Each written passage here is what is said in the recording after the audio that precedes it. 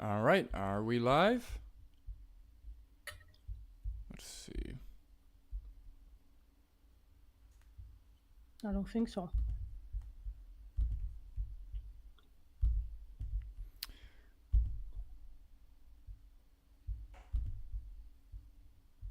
I mean, I have your live stream opened and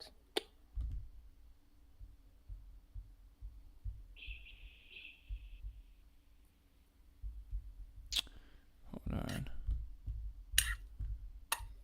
Are we still not live, really? Hold on.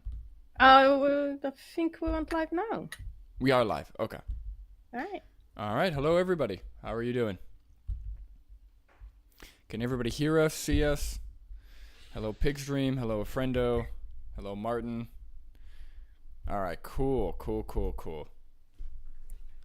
Hope everyone's everybody. doing all right. Hello, The Real Thing. What's up, Gray Sky Vegan? I'm happy to be joined with Vegan Postmortem today on my channel. So we're taking turns, I guess. So it'll be fun. I'm being completely disrespectful and having like a mini mukbang here. No, go for it. I ate on a bunch of our live streams because I'm bad with time management. VPM is mirrored. I don't know what that means. It doesn't matter. Okay. My sign appears like it's not the right one, right? Oh, okay. It's to do what the other. Oh, it's like I got it. Yeah. I'm recording it and it's fine here, but in the live stream I am mirrored. That's right. Okay. Doesn't matter. Don't try and read the stuff behind her anyway. It's fine. Behind them. Don't try to read, folks.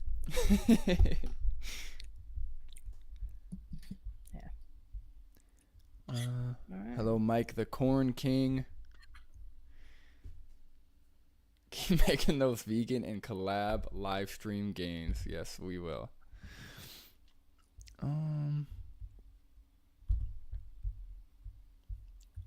So you're just raw dogging live streams, Brandon. You don't even have like a 30-second countdown or anything like that. No, I'm just going for it. All right. I feel better about myself right now. Yeah, I have a countdown, man. I really don't like live streams because they are like, I like doing live streams where I don't have to share, or like just solo live streams are fine. But when you have to share things, it's too technical. Like, it's fine, but it's just always kind of a nightmare. And I don't have multiple like if I had like a 3-monitor setup or something, then it probably would be fine. But with the monitor I have, it really is like just a computer. It really is not conducive. Yeah. I used to have 3 monitors. I disconnected one of them. And I now have only 2. And I am a little struggling a little bit today with only 2 monitors. But that's all right. That's okay. Yeah, I have 1, and it's a nightmare. Hold on, give me just 1 second. I'm just doing one thing. You gotta love it. All right, hope everyone's tuning in. We're gonna be reacting to this guy who has some criticism apparently for vegan activists. So that should be interesting. I've never actually seen this guy. I think he does more like, from what I've seen on his channel, more like, I don't know, economy stuff, or more like societal things. I don't know. Yeah, it's gonna sound like it from the video. Did you watch any of the other videos? Any of his other videos? No, I only watched this one in like 2x to to see where the bombs are, as so to speak.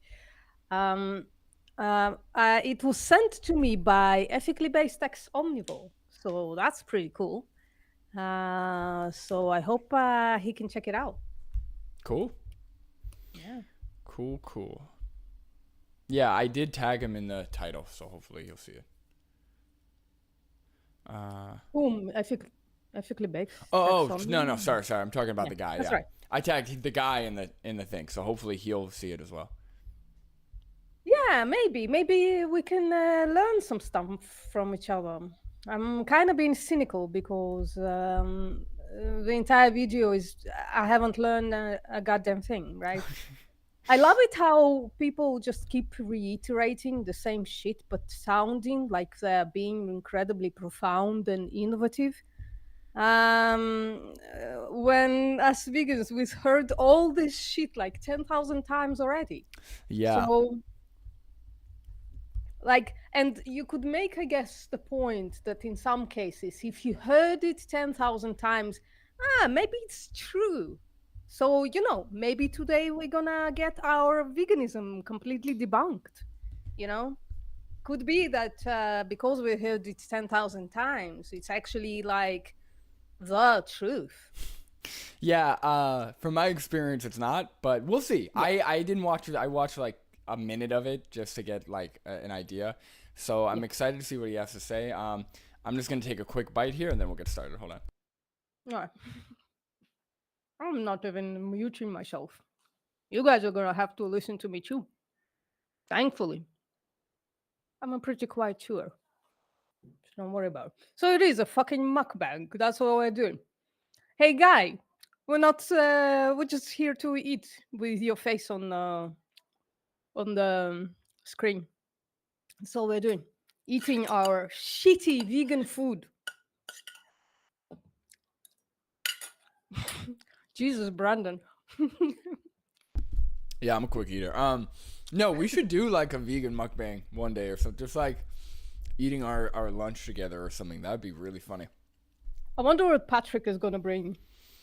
It could be anything based on his philosophy. So I don't know. All right, we're getting started. All right, everybody. Right. Let's start this video. I will be looking at the chat, and this is going to be the only time I'll say this, just because I feel like I have to. It's YouTube culture. There is a link in the stream if you want to support the channel. You could tip, but no pressure. So, but it is there. So, thank you. All right, let's get started. All right. Man, I hope this finds the right audience. Otherwise, I'm gonna have to nuke the comment section. Always great way to start. There are lots of well-intentioned vegans who are passionate and empathetic and proselytize an objectively good cause. And we make fun of them for it. And I think we all know why we make fun of them, because some vegans go out of their way to let you know just how vegan they are. These vegans... I'm already have to stop. I mean, we make fun of them for it. And I think we all know why we make fun of them, because some vegans go out of their way to... So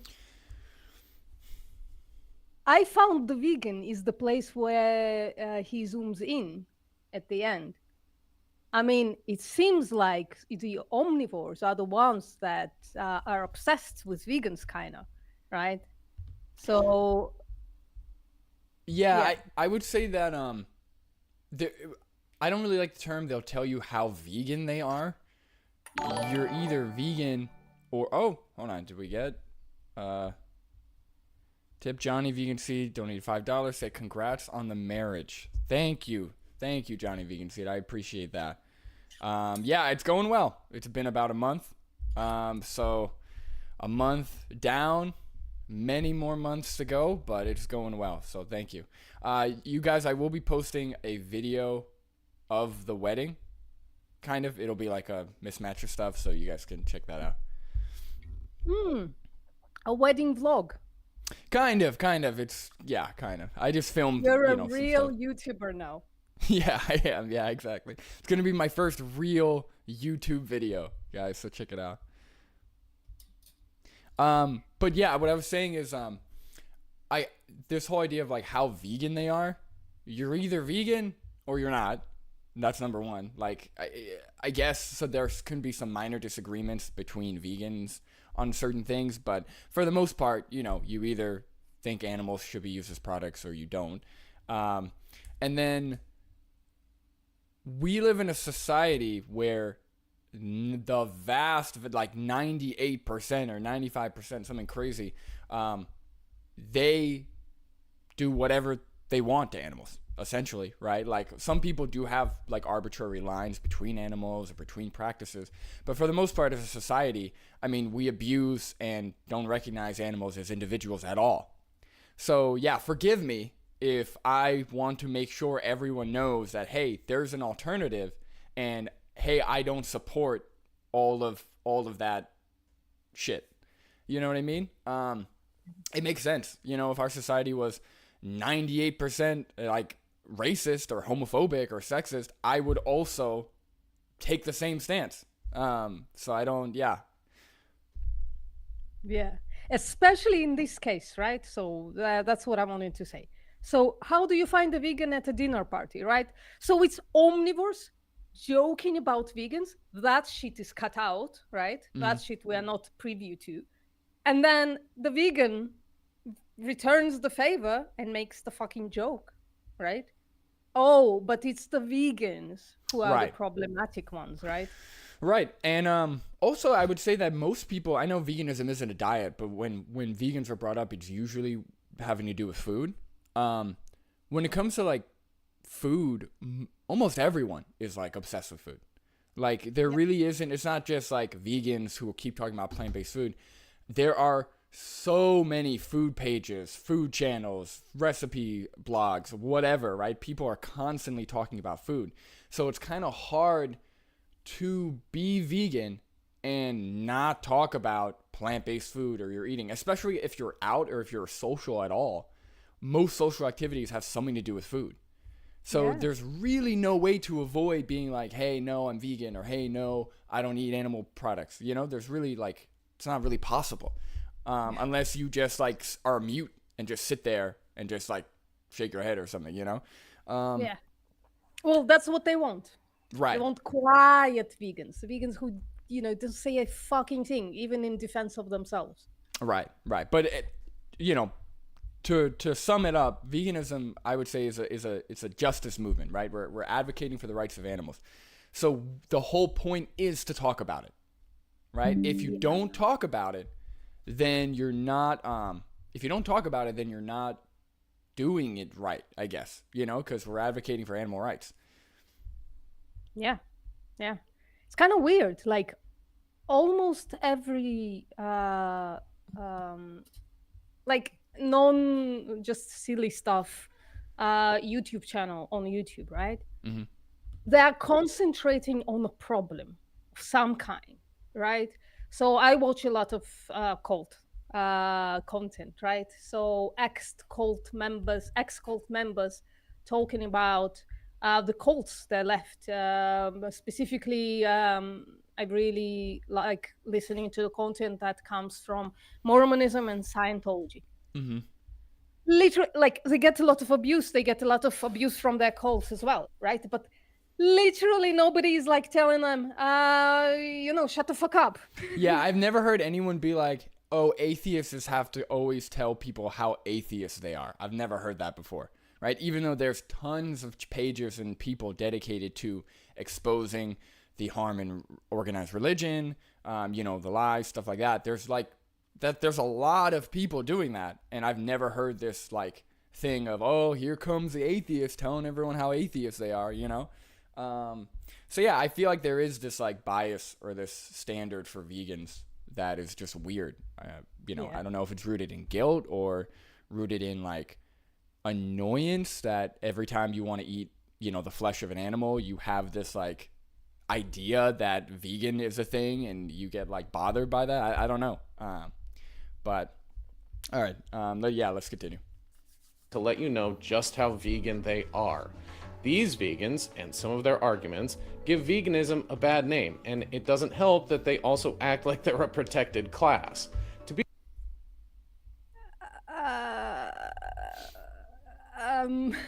I want to hear the argument. I mean, there are some vegans who are like, I have heard some vegans who do say kind of cringe things or kind of like incorrect things sometimes, but yeah, I would like to, if I had to guess, it's going to be like people who like yell. It's like, if you yell, then you are giving veganism a bad name. Yeah, I needed a second to formulate what I wanted to say. one thing I've already said. The fact that meters want vegans to shut the fuck up about animal exploitation and killing, that almost everybody in the entire world are paying for, if not doing with their own hands. And that's just a weird expectation, right? Especially because in a second he's going to say, well, vegans are right, right? In the end, it's not going to be really about the animals that he thinks we are right about, but oh shit, spoiler, never mind. But the second thing is that we are acting like we're a protected class. No, we literally only speak about the fucking animals and get constant abuse for it. Constant. Like, I don't even know what that means. What does a protected class mean? yeah, like somebody from an LGBTQ community. Black people used to be protected class. Like a minority that used to be abused or is still abused, right? So, right. and therefore is protected in the law. That's a protected class, as I understand. Like protected against hate crimes, essentially, like stuff like that. Yeah. Yeah, no. First of all, in England, literally true. In England, it's literally protected class. Got it. Okay. Yeah, I don't think I wouldn't categorize vegans as that. I mean, I do think that, like, yeah, we do get a lot of shit for no reason, and we do get insults and stuff like that for literally just sharing different ideas and exposing, the animal agriculture industry and the practices involved. But yeah, I mean, I don't think we should be a protected class. I don't know what. I don't know if he's saying that some vegans act like that we're a protected class, but I haven't seen that, so I don't know. A bad name, and it doesn't help that they also act like they're a protected class. So it does says that we act like we're a protected class. Well, again, first of all, in England, literally protected class. Second of all, in some instances, we should be a protected class. We should have protections when it comes, at least to dietary expectations, right? If there are vegan children in schools where a cafeteria serves food, there should be food for them. I was hospitalized before, and there was like no vegan options. All I got is like a piece of bread and some kind of a tomato sauce, and it was really disgusting. So I was just literally like, if I didn't have friends there, or if I didn't prepare food to bring to myself, I would literally fucking, just be fasting, like forcibly fasting. So in those cases, somebody shouldn't be, I guess, fired if they're vegan. So it should be some things should be protected in the law when it comes to veganism. Yeah, Right. I think especially food, I think. Yeah, I think like in a lot of cases I've seen, it's not that like some people act like vegans are a protected class. I think there's a difference between like wanting certain protections because you're in a group or because of the history you've had versus just asking for like standard human decency, right? So like, hey, I want to go out on the street and hold a sign without being physically assaulted, without being verbally assaulted. I want to be able to post things on the internet without people, commenting violent things, without people threatening me in direct messages. You know what I mean? Like, that is not being part of a protected class. That's just like, hey, that's just like human. That should be the standard for all humans. You know what I mean? Yeah. I totally understand what you mean, but I still don't know what he means by that. Yeah, I don't know. That we're acting like a protected class. Because even when, when you're vegan first, you like when you first become vegan, you kind of don't have things formulated and everything is pretty raw. Going vegan sometimes is a fucking traumatic experience because you immediately met with scoff and laughter and abuse immediately. But you want everybody else to understand what you just went through, and realized, right? But everybody is kind of turning their back on you.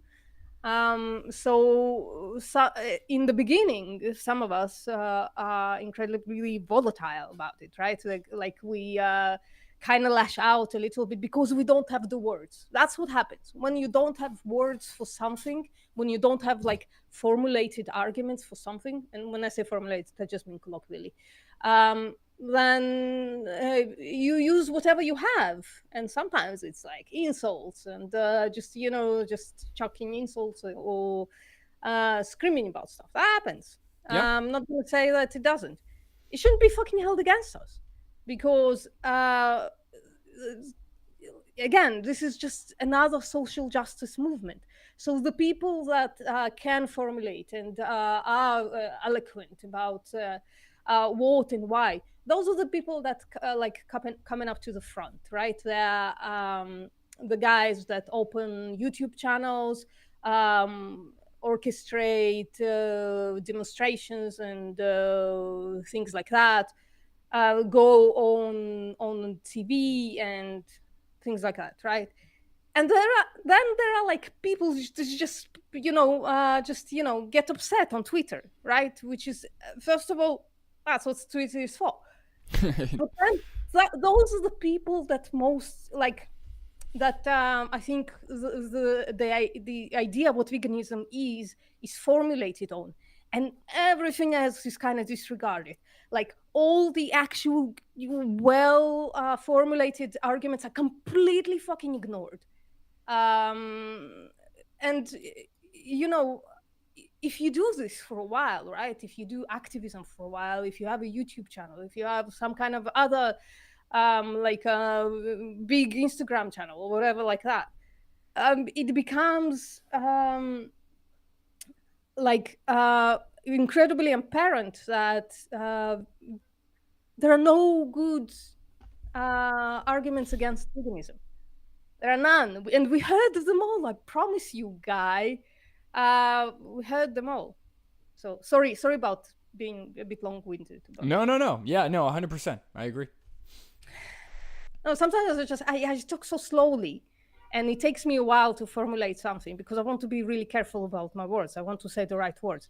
And then sometimes I think, well, that's why my channel is unpopular, because I talk so slowly. No, you're fine, Puffmoto. Right. Yeah, no, I agree. Yeah, for sure. That's why my channel is unpopular? Well, thanks. No, the first thing, yeah. I think your channel, everyone who, this is Vegan Postmortem, obviously. If you haven't subscribed to Vegan Postmortem's channel, please subscribe. They deserve more subscribers, for sure. All right. To be fair, these vegans are a very, very, very small portion of the vegan community. And I feel like I have to give a disclaimer before I get any further. I have not read all the ancient vegan texts and am in no... Nobody fucking asked you. It's so fucking easy. You just go, what are the arguments for veganism on fucking Google? And that's what you get. And that's not what you addressed, my dear friend, guy, person. I don't know what the name of the channel is. I'm sorry. What is that? Harlan's Pinks. Hello, Harlan's Pinks. Nice name. I hope to remember it. Sorry, do you have something to say, Brenton? No. I mean, he's saying that what he just said only goes for a small minority of vegans. So again, he's just talking about individuals in the movement and not what the movement stands for. So it doesn't matter to me. I just want to hear his actual, what he actually has to say, because he hasn't really said anything yet. Yeah, not yet. But listen, this is part of the thing. We go on tangents, Brendan. No. Go for it. Okay. No way an authority. I find it an interesting topic, and I did my best to research and educate myself in order to better understand why someone chooses a vegan lifestyle. For any vegans watching this, maybe don't. I don't know. Too late, Harlan. Maybe don't choose a vegan lifestyle? Or no, maybe don't watch this video. Oh, okay. Yeah, we're watching it, so... But I harbor no ill will toward anyone. I mean, who the fact that, I don't know, maybe it's just a joke, but I have to, I'm a humorless vegan. You're making a video trying to basically kind of debunk veganism, right? And then you say, well, vegans don't watch. This is basically not for you. Yeah, I don't know. I don't know what he's. I'm just very confused. I'm just really curious where this, because I don't know. He's just kind of rambling right now. He's just kind of gibberating. So I don't know where this is heading. You have to, Brendan. That's why we are not popular. You have to do this on YouTube. You have to ramble a little bit. No, I know. It's not helping his message here. I don't know. It's a Didn't come 30-minute. It's a 30-minute long video. So there better be some actual claims, some actual examples. Like there better be something, because if it's just this, then no. There are. Okay. Don't hold it against him that I keep pausing. No, you're fine. You're fine. Yeah. Based on their diet, especially when that diet is based on Veganism is not a diet. It's not based on a diet. It's against animal exploitation and killing. Nice swerve. Nice deflection, my guy. Well, it seems like he hasn't, for how much research or how much effort maybe he put in this video, it seems like he still didn't really do too much inspection on what veganism is. Now, granted, there's a lot of misinformation out there, or conflicting information, but not really. Like, if you really take a little bit of time and look into veganism, you'll find that it's not just plant-based eating. They're against all animal exploitation, so that should be a given. Yeah. personal morals. Unless it's cannibalism, or people whose favorite candy is black licorice. Wait, hold on. Unless it's cannibal. Sorry. I don't know. But I harbor no ill will toward anyone based on their diet, especially when that diet is based on personal morals. Okay. Unless it's cannibalism, or people whose favorite candy is... So what is our first claim? What is the morally relevant difference between a cow and a human, such that you have a problem with killing and eating a person, or a human person, but you have like zero qualms about killing and eating a fucking cow? And it can't be, well, they're human because that's not a trait. What Right. Is like morally relevant difference between the two. What you think about this animal called human and this animal called cow is irrelevant to the morality of the thing. I think. Yeah. Most people, they draw this line. They say, "Oh, I don't have a problem unless but I'm not against cannibalism, right?" They just have this line where they're against cannibalism. If you ask them why, they say because eating humans is wrong. Like they just have this idea that eating humans is wrong. They're not actually looking at why or thinking about why it's wrong, right? They have this idea that eating humans is wrong, which I agree. I think killing and eating humans is wrong. But when you look at why it's wrong, that logic extends to all sentient animals, not just humans. So that's the thing they're missing. No one's ever actually... People are really good at following rules, but they're really bad at understanding why the rules should be followed or where the rules come from. So he has an issue with cannibalism, but he has no.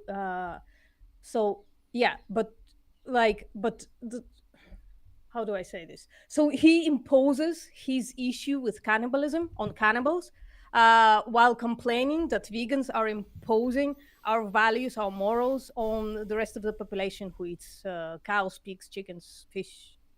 Well, we don't know if I don't think he's a anti-cannibal activist, but one thing I will say is I do hate when anti-cannibals just talk about and tell us how anti-cannibal they are. It every conversation at a restaurant. Oh, no thanks, I'm an anti-cannibal.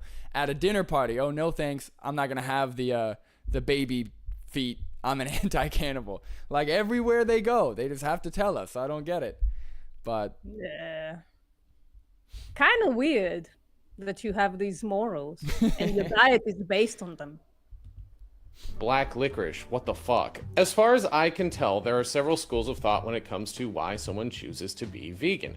Even when some vegans say certain kinds of vegans aren't real, despite the fact that people identify as that type of vegan, thus validating their existence. Despite some vegans saying it's about a single issue, others make the... Yeah, so that was... it's not that people can't be vegan. Like, okay, you can you can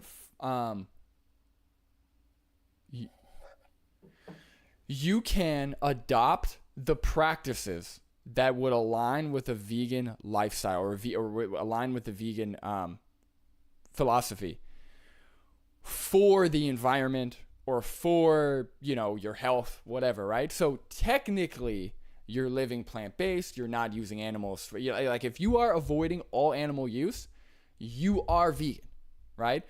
But veganism, right, is specifically for animals, right? It's a movement to try and be a voice for animals who are having their rights violated. Right? It goes hand in hand with the animal rights movement, right? It's all intertwined. So it's not that like if somebody's vegan for the environment, it's not that nobody's saying that they're not avoiding animal products or they're not like living vegan, but you can't really follow veganism or be a vegan without like having the animals in mind, if that makes sense. So, I have an analogy. Some people don't kick dogs because they think it's not okay to kick dogs. Other people might not kick dogs because they have weak toes or something, right? They're afraid to break their toes on the ribs of dogs. Sure, yeah. Both people don't are kick not dogs. equivalent. Yeah, both people don't kick dogs, but only one of them is thinking about the victim. Exactly. Yeah. So veganism is thinking about the victim. It's just some people can be like vegan or can live a vegan life without really focusing on the victims, which again, they're not really vegan. Like it gets tricky, but I understand what he's saying. It's not that when somebody says, can you go vegan for the environment? No, like you can live vegan or like live without exploiting animals for the environment, but veganism, I mean, it's pretty clear it's about the animals. So, but yeah, I mean, as long as you're honestly, for me, I mean, obviously I would want somebody to really be an animal rights activist and do it for the animals, but I don't really care. Honestly, I don't really, at the end of the day, I don't really care what gets you there. Just get there and stay there. Now if you're going to go back on it in a couple years, that's a whole nother story. But, if somebody is vegan their entire life and the only reason why is because they wanted to avoid heart disease, I could care less. But usually most of the time, they're gonna wear leather and shit like that. No, I'm talking about vegan. I'm talking about live vegan. So like avoid.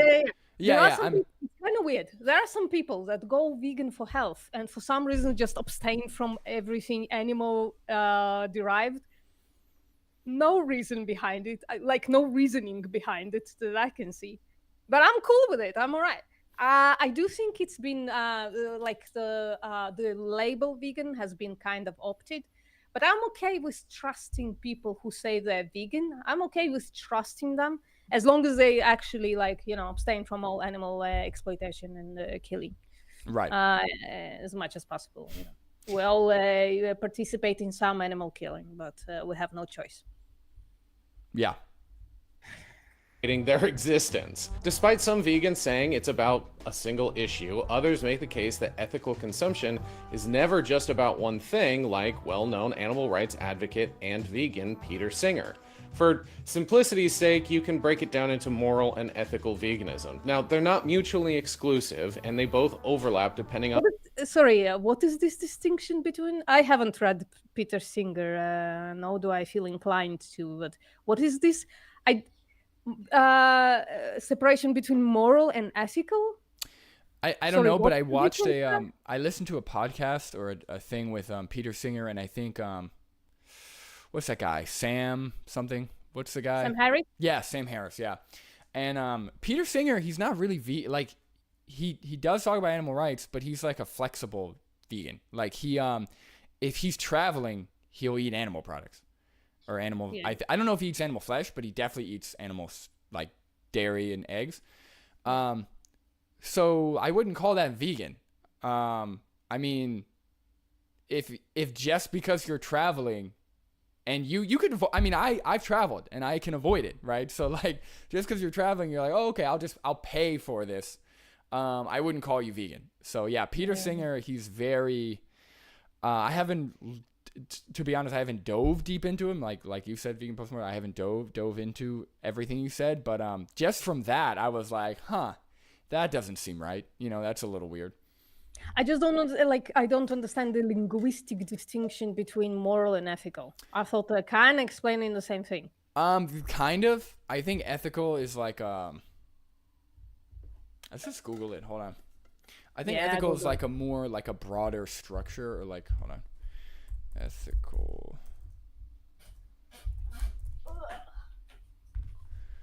Hello, Friendo. Hello, Mobius Maximus, Apex Dream. Hello, Leon Kustra. How you doing? Gigliardo. I love that name. That's amazing. Well, Martin Kevin. Hi, what's up? How are you doing? And Elliot Davis is here. Hello, my friend. So, hello. Yeah. Based on this, I think ethics are like a is like a general rule. So ethics are like a rule. So like it's like it's more organized. So ethics is like rules, right? So it's like an organized set of rules that are supposed to like tell you what's right, what's wrong, right? Mm-hmm. So that's usually for like society, for larger organized things. Morals are more personal. So like you can have your own personal morals. You still have the Google search on your live stream. I know. I'm showing the thing. Oh, okay.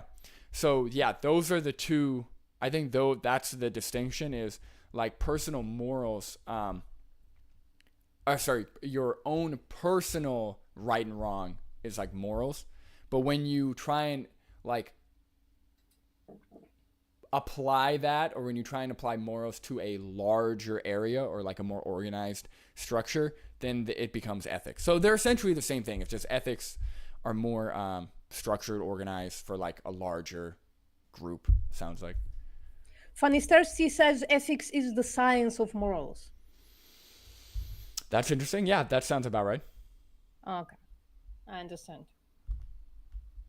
So I want to go back, a little bit. Like that.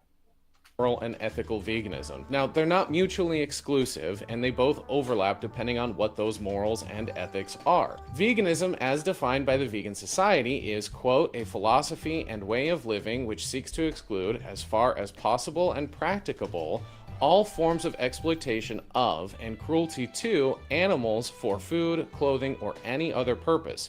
Moral veganism centers on an individual's sense of right and wrong and is usually grounded in personal convictions and the belief that consuming or using animal products causes unnecessary harm to animals. No, where did you get that? First of all, I mean, kinda. First of all, it's not a belief. So like, yeah, it comes down to personal values. Like it's a fucking fact. But like consuming animal products does cause unnecessary harm to animals. So like, yeah, that's not like, can you explain to me how what we do to like the animal products that we have doesn't cause unnecessary harm? Like, is that harm somehow necessary?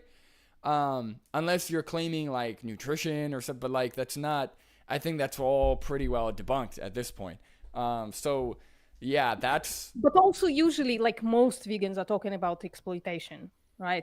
Some of us talking about killing as well. I think killing is important. If a vegan world is only not exploiting animals, but the same number of animals or more are getting killed in a vegan world, I personally don't think that's a vegan world, right?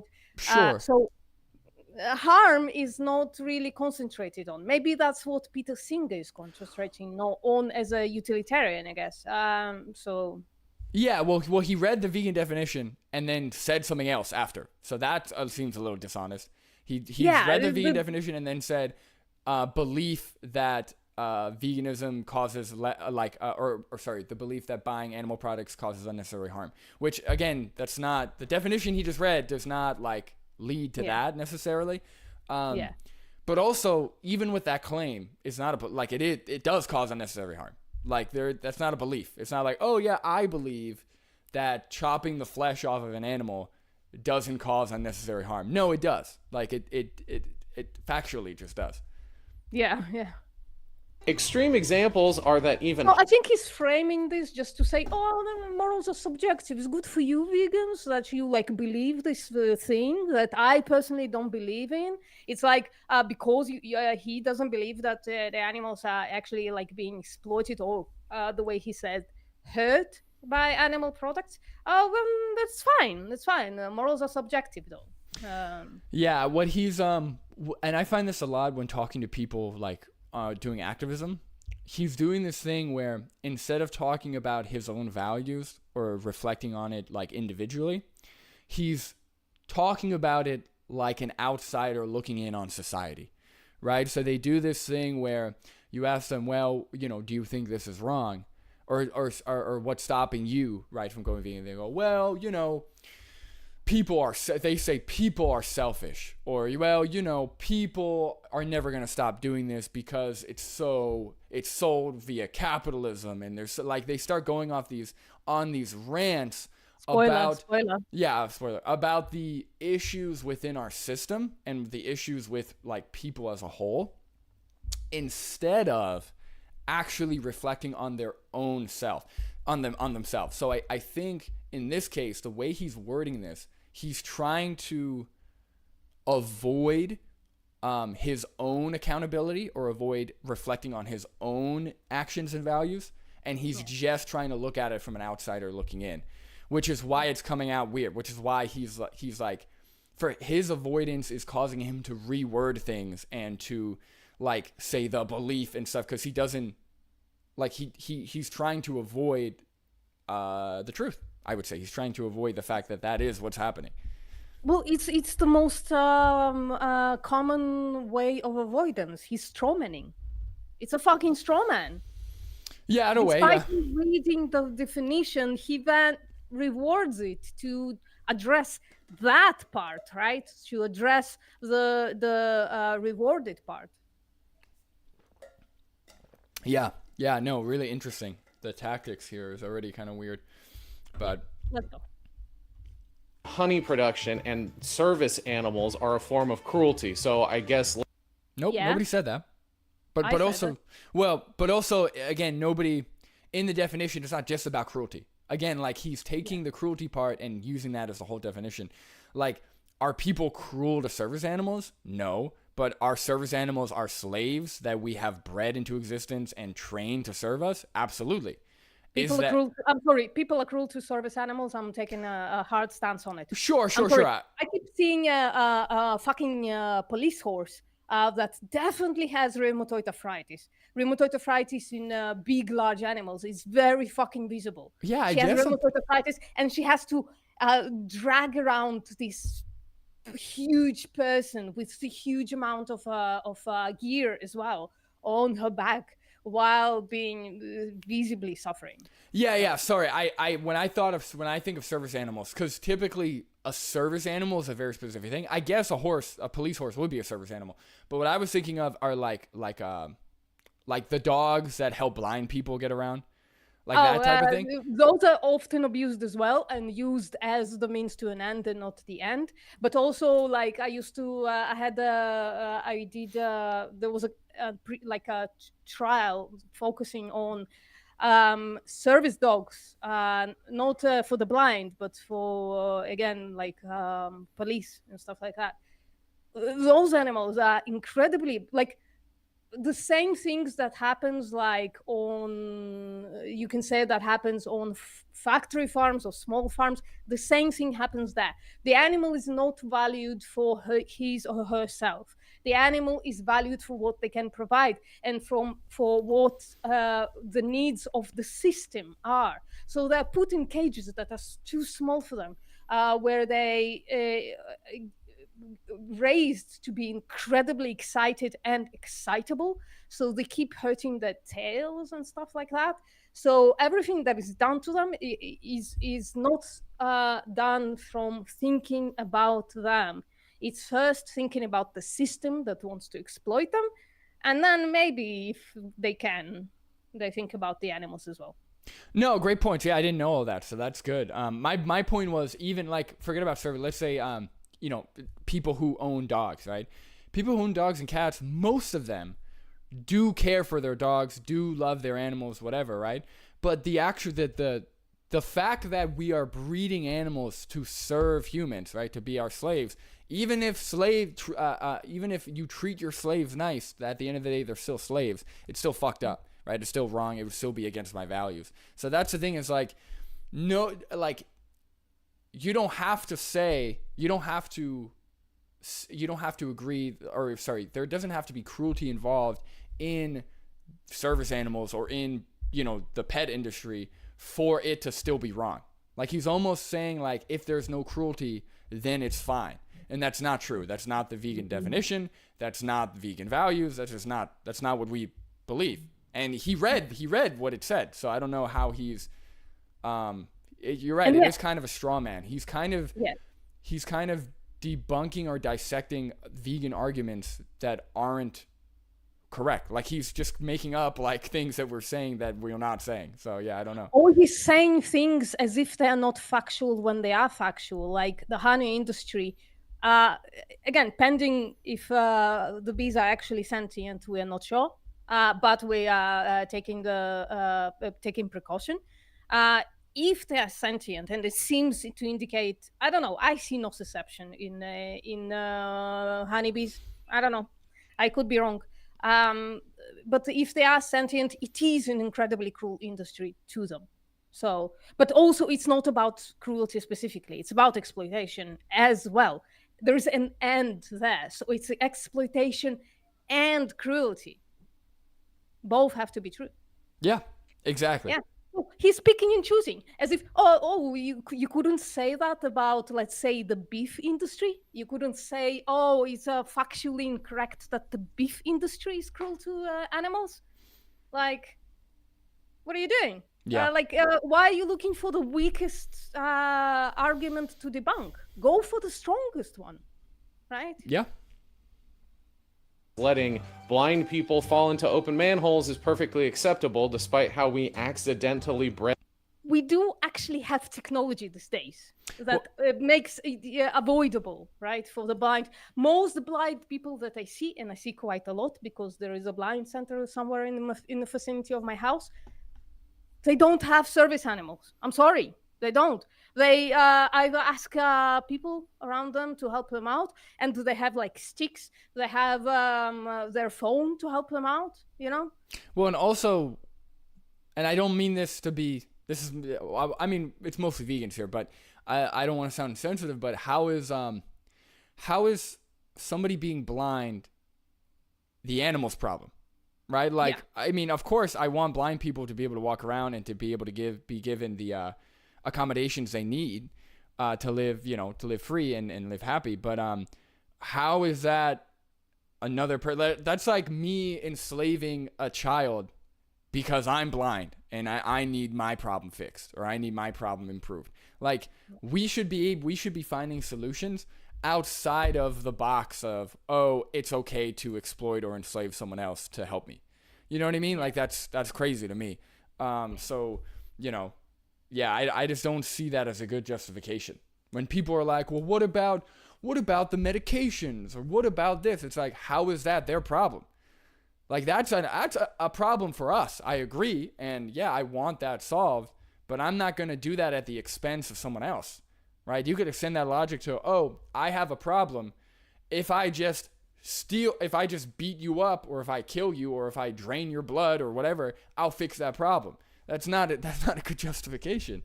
I don't know. Yeah, exactly. It would be much more beneficial to a blind human, to have another human in servitude. Yeah. Just saying, but it's still fucking immoral. It's immoral to put somebody in forced servitude. It is. But what they could do is there could be a system where you pay somebody to help you, right? I think that there are people who do help, like disabled people, for a wage. But again, we don't want to, like, the same thing with the slave ownership.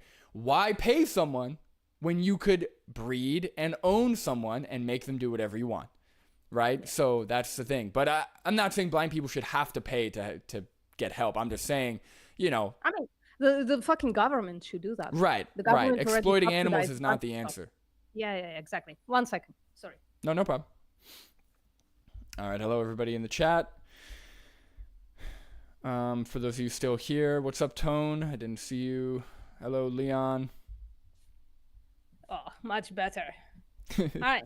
Now I fixed my lighting. My lighting was still in. Don't worry, don't panic. Pig's dream. It's okay. I'm here. Okay, let's go. Bred dogs to want jobs. I don't think modern man can be Hold on. how we accidentally bred dogs to want jobs. I don't think modern man We did not accidentally do anything. That was intentional. We bred them over and over again to specifically to be service animals to us. But wait, hold on. Who the fuck said that dogs won't want jobs? That's a great point as well. But Want jobs? yeah, it's hard to say like what they want truly, but I think there is a good argument that like, especially because of hunting, we have bred many breeds of dogs specifically to like be good at listening, to follow orders, to like we do have breeds of dogs that do that, right? And that's not accidental. He's saying, oh, like first of all, he said we accidentally bred them. How, if we're breeding them, you're intentionally reproducing, and like there is no accident. He's like, oh, it's like, oh, my bad, I just accidentally bred some humans that are okay with slavery. It's like, what are you talking? That's not true. You don't accidentally do that. And to your point, vegan postmortem, there's no way to know that they want to do these jobs, that they're consenting. You know, oh, I bred a child to be good at child labor, right? They're great at sewing, so therefore I'm just gonna have them sew and make money for me. Oh, absolutely. There's one little point I have to make. It really annoys me because this week I released a video on my channel and it had fuck all views, right? Why did it have fuck all views? Well, first of all, I'm a tiny channel, but second of all, even the people who are subscribed to me, most of them didn't watch it. That script, every word of it was in its place. This guy, seems to me, he wrote a script, right?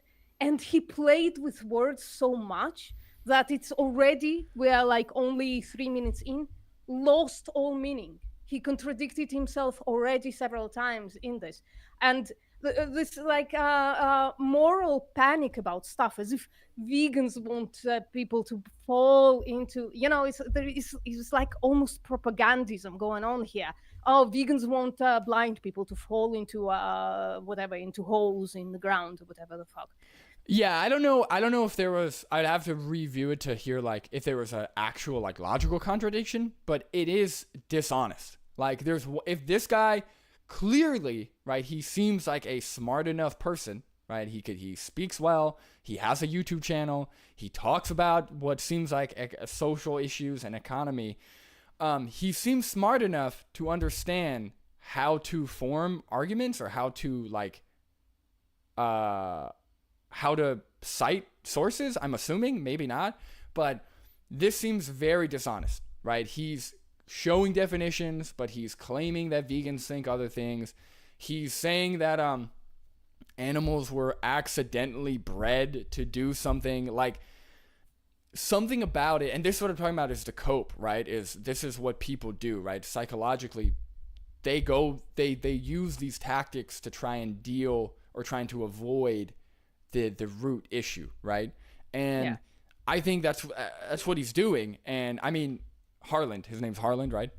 Yeah. Harland, I will give you the opportunity. I mean, I would love, if you want to come on the channel and you want to talk about veganism, I'd love to have a conversation / debate about veganism. I think talking to a vegan or better yet, a vegan activist maybe would help clear up all this confusion you have, because this seems a little dishonest. And if you aren't being dishonest, then I need some clarity here, man. So I mean, if you want to talk on the channel, come on over. But yeah, this seems very dishonest from where I'm sitting. Yeah, I watched it a few weeks ago, so I don't even remember if he addresses the big stuff. Again, the beef industry, the dairy industry, the egg industry, the thing that people participate in 3 times a day, not the esoteric stuff, the however many thousands of animals who are service animals, or the might not be sentient bees, or the what did he say? What was the last thing he said? Despite how we accidentally bred dogs. Accidentally bred dogs. Like, the almost smaller issues. I don't remember if he addresses the big, the huge, the 3 times a day issues. Oh, let's take a look.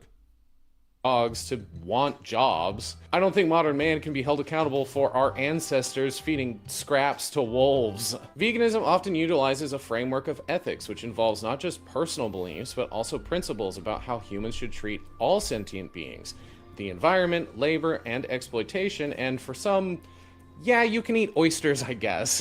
However, arguing the morals and ethics of veganism can turn into a never-ending series of thought experiments about the subjective experience of fish, or whether it's morally acceptable to save a human child over a puppy from a burning building.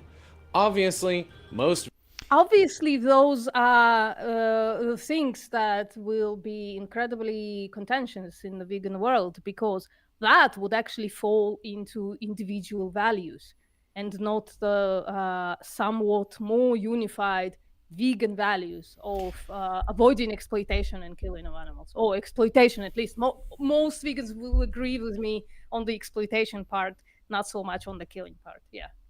Yeah, no, again, none of this has to do with veganism. I don't know what this has to do. This is like me being racist because even though I agree with Martin Luther King Jr., he cheated on his wife or something, this is like me. This doesn't make any sense. Like I'm just waiting for any amount of substance. Like I just, these little screenshots of random Reddit posts or Reddit comments. What does this have to do with anything?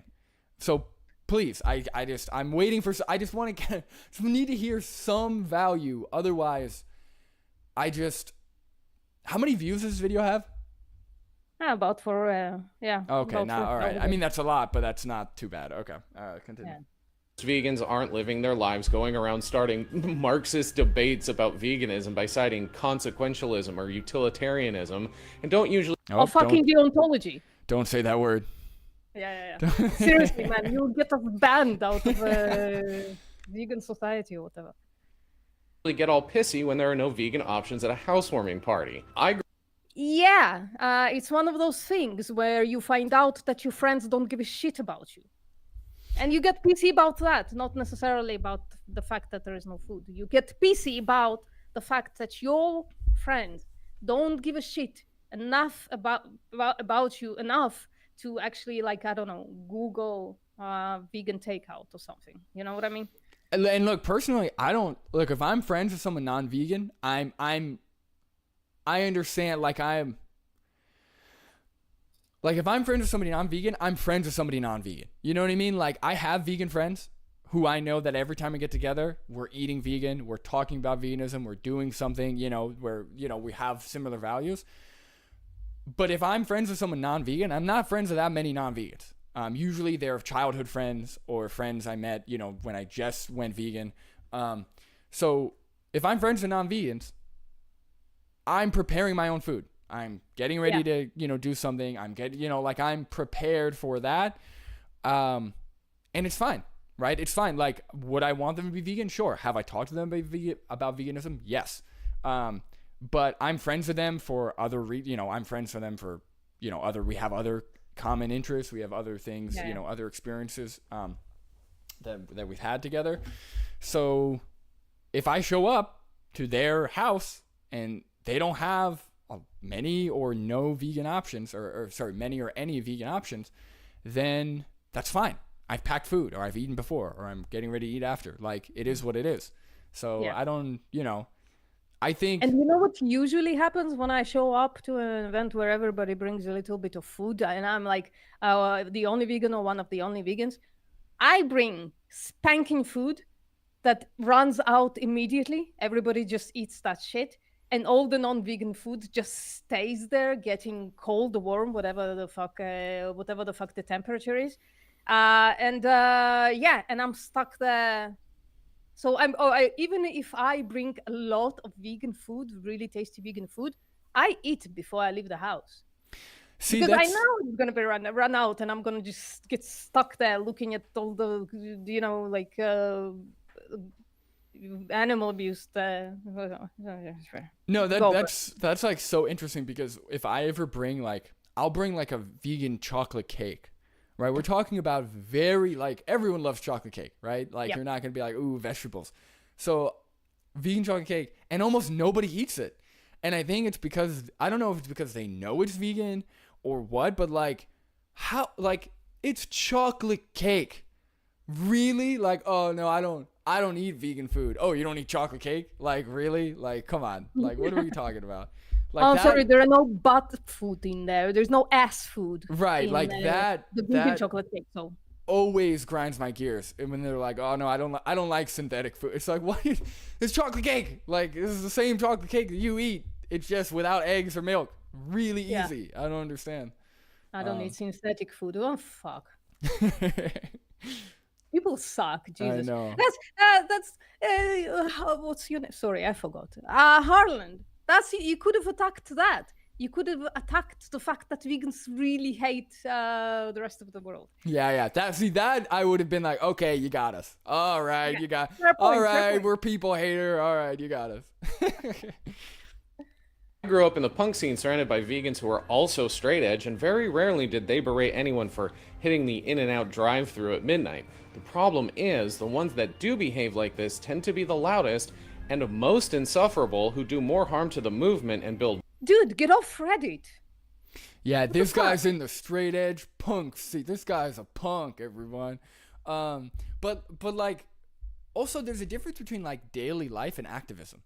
Like, on a daily basis, I don't pass by like Burger King and start like berating people. I'm not like, you fucking assholes, you know, like I don't do that. But when I'm doing activism, I will. Like, when I'm doing activism, I will call people, you know, I will tell people you're abusing animals, you're paying for this, you're doing that. I will like be a lot more aggressive and direct when I'm out there to do that, right? So if he's looking at vegan pages that are doing activism online, or if he's looking at videos where vegans are doing animal rights activism or vegan activism, that's what you're going to see, right? There are so many vegans who you don't even know they're vegan, right? Like, people really do like go under the radar. Like my wife, Julia doesn't do activism, right? She's warming up to it. I think she'll end up doing some with me, but she doesn't do activism. And unless, like, if it weren't for people asking her, no one would ever know she's vegan, right? Yeah. But she eats all vegan food. She avoids all, all the animal products, or like leather, she buys a cruelty-free makeup. All of that's there. And it's only because people know that her husband, me, is a vegan activist. Do they ask her? Do they like, oh, what do you eat? Or what do you do?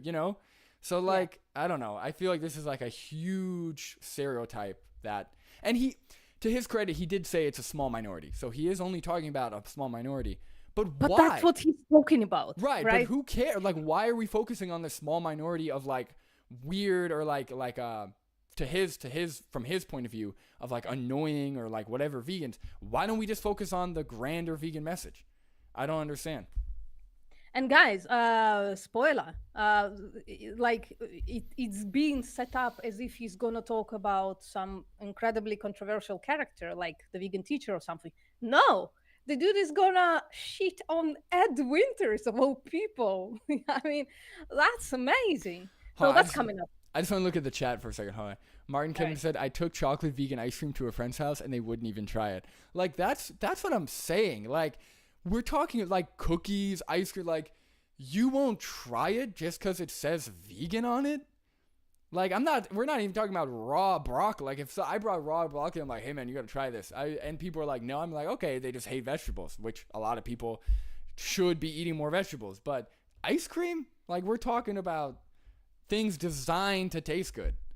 Yeah. Martin, next time take Oreo cookies, and after that person eats one, tell them, Oreo cookies are vegan. They're like, oh, Haha. I'm so glad you love my vegan cookie. The vegan cookies are brought here. Yeah.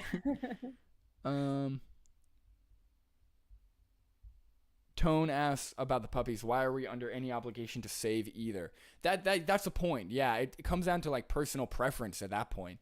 Because if you're saving someone, again, it's like mischaracterizing veganism. Like, veganism is not equivalent to saving a human or a dog or an animal from a burning building. That's not it at all. But he's like, the way he's narrating this is, again, seems dishonest. Yeah. Shall we continue? Go for it. Bye. More resentment among the general public when they do pull out their ethically sourced soapbox. Sorry, but the resentment comes from the meat eater aisle. It's like it's unprovoked. Seriously, literally, most of the time, fucking unprovoked. Just abuse and like name calling and all that shit. Vegans don't deserve this. I promise you. There's like, as you said, the small minority that is kind of loud and will like insult and shit like that. Those people got broken by you people, by the meat eaters, by the people who don't give a shit and won't take a stance and won't take like a basically tiny chance to save somebody's life. So we got broken by you. We are the product of you people. Yeah, but also, I 100% agree. And I was going to say, like, the people who are on the opposing side are always annoyed by the other ones. Like, this is not unique to veganism, right? Liberals are annoyed by conservatives. Conservatives are annoyed by liberals. Anti-racists are annoyed by racists. Racists are annoyed by anti-racists. Like, you have, like, this is how it goes. Like, what do you expect? Like, these are very big issues. They have a lot of impact on actual sentient individual lives. What are we just all supposed to like coexist like the sticker, you know what I mean? Like, what do you expect? This is going to happen. Harlan, you know what that makes you? A contrarian. But what do I know? I'm not an expert in Kantian ethics or cultural relativism. Because this topic can be kind of touchy, I feel like I have to keep saying this. I am not at all opposed to vegan philosophy, nor do I have some... Then why aren't you vegan? Tell me why you aren't vegan. Harlan, come on my channel. Tell me why you aren't vegan. grudge against anyone who is vegan, especially as it pertains to things like the environment, capitalism, and animal cruelty. Honestly, I take more issue with the hardcore anti-vegan crowd who don't think at all about their consumption habits. It's irresponsible and... Do you? Harland, we need answers. Yeah, he's just not getting it. He's not getting it. He's like, I get it, environment, anti-cruelty. He's like, again, he reminds me, and I never understood this about like the punk rock movement. He reminds me of like a buzzword person, right? Where somebody who will align with certain ideals, but doesn't really get it.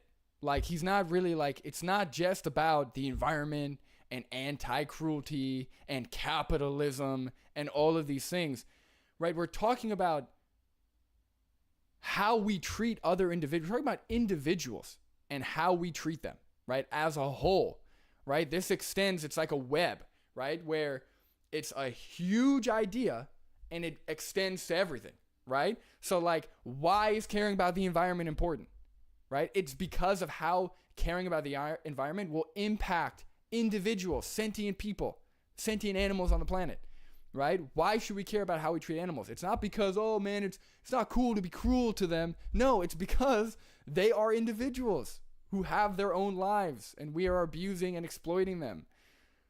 Like it seems very surface level. Like he's not getting real, he's just saying these things. He's like, yeah, man, I get it. No, you don't get it. Harlan, you don't get it.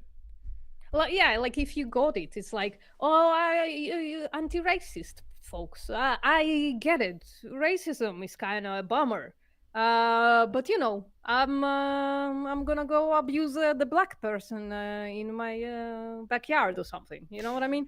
Yeah, and it's like, again, it reminds me of people who aren't racist, just because you're not supposed to be racist. Like, do you understand the difference between like someone who isn't racist because you're not supposed to be racist, and someone who isn't racist because they actually recognize other people, like people that are different than them, as individuals who deserve rights? Like, he comes off, and again, I'm making an assumption here, but he comes off as somebody who follows these rules because those are the rules to follow. Like, it makes sense. You just follow them, you know? Like, if he were to think a little bit deeper about these issues, he would recognize that all of them are kind of connected by the same root, which is caring about individuals, you know? Yeah.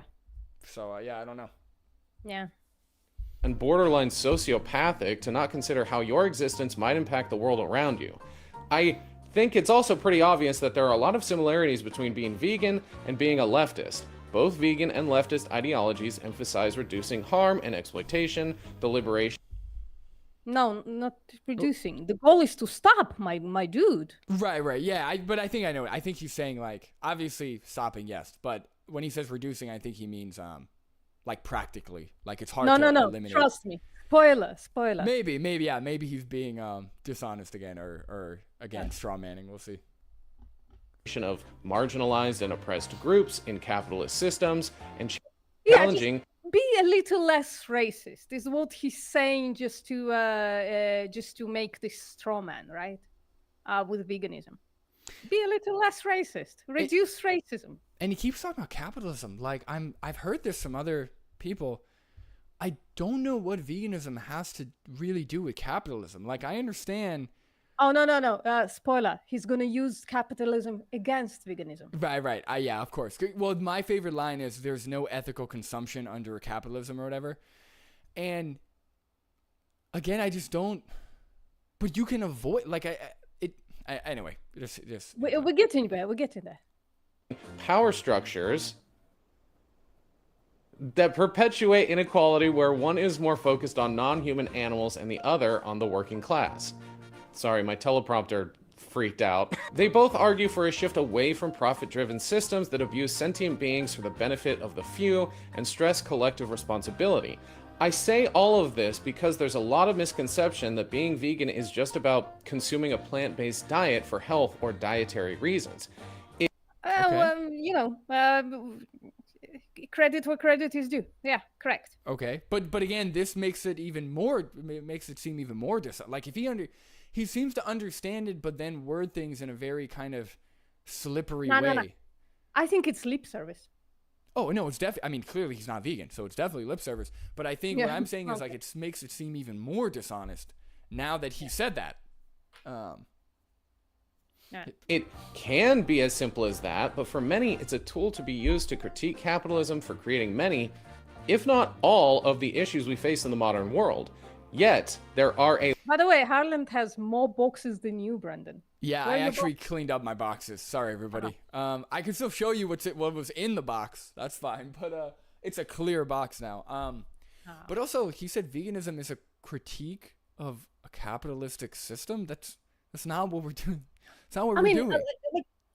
The result of the vegan movement, like the result that we basically settled on as the primary fight against exploitation of animals is boycott. So he's not completely wrong. Sure. Yeah, I mean, probably the biggest driver of the exploitation of animals is profit. Like, it is like a profitable system, beef industry, dairy, all these industries.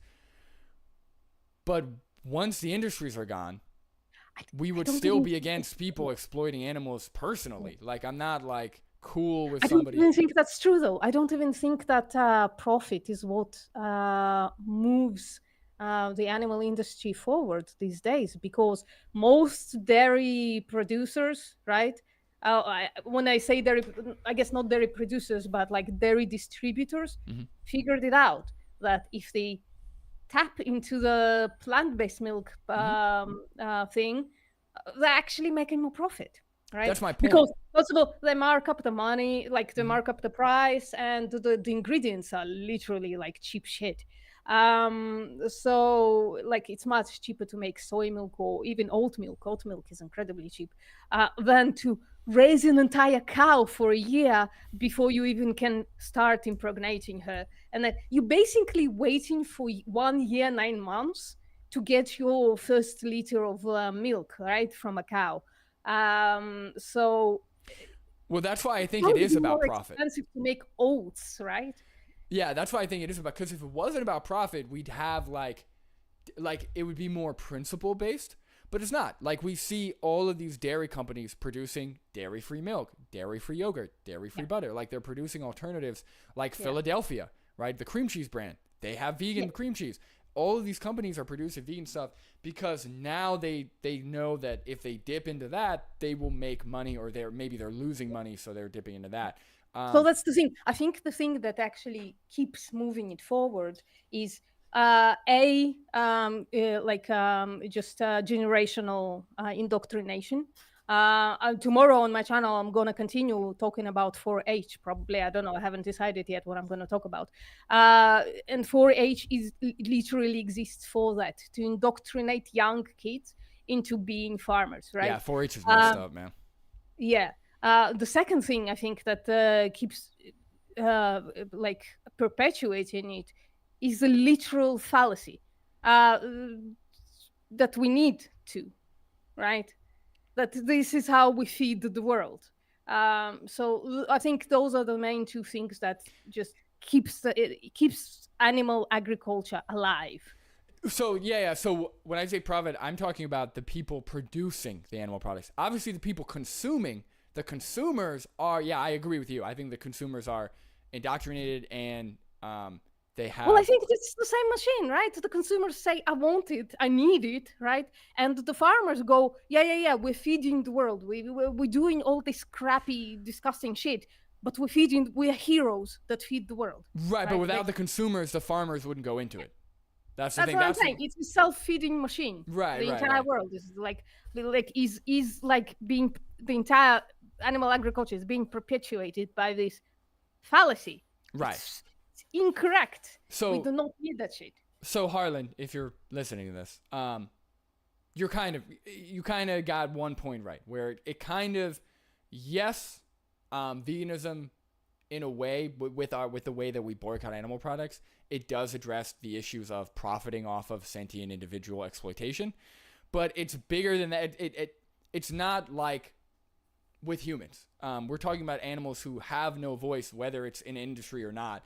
They are exploited. They literally have no rights other than when you own them, right? So when you own them, they have rights, but if you don't, so yeah, it's not, capitalism is part of it. The profiting off of their exploitation is part of it, but that's not the main issue.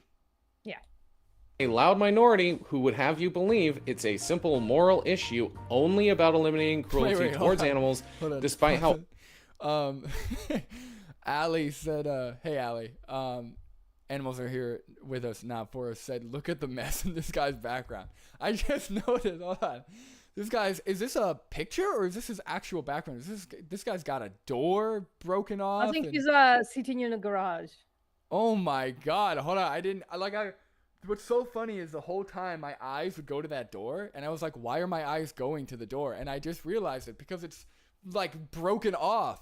That's really funny. Okay, yeah. Good call out. That's funny. Yeah.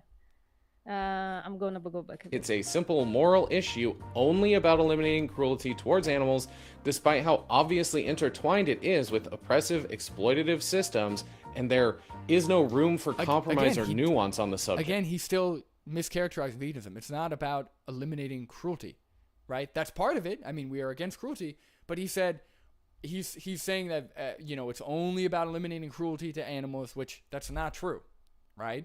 And again, just because like our goals align with a lot of like maybe leftist goals or anti-capitalist goals doesn't mean it's a part of the same movement. It's animal rights. We have our own movement. Yeah. It's like he read the definition, he found the word useful, and that's the word he's using, disregarding the entire definition. No, you mean the word cruelty.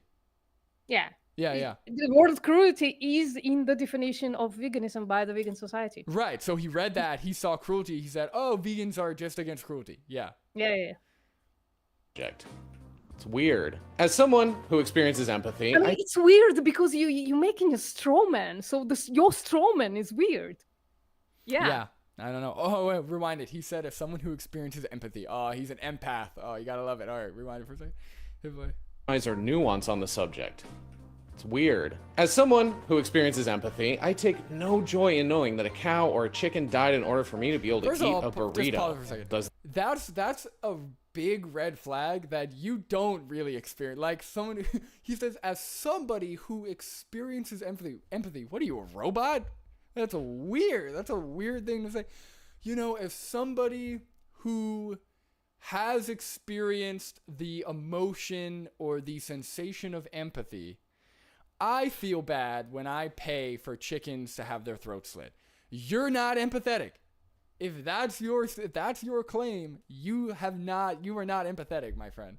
That's weird. That's a weird thing to say. Yeah. I mean, it's like, well, I take no joy in a cow or a chicken dying for my burrito, but I'm not gonna do anything about it. Right. So, do you take no take no joy, or are you just saying that? Oh man, there's like this. I don't want to I want to critique his actual arguments, but Harlan, I'm sorry, man, but this kind of who you are as a person.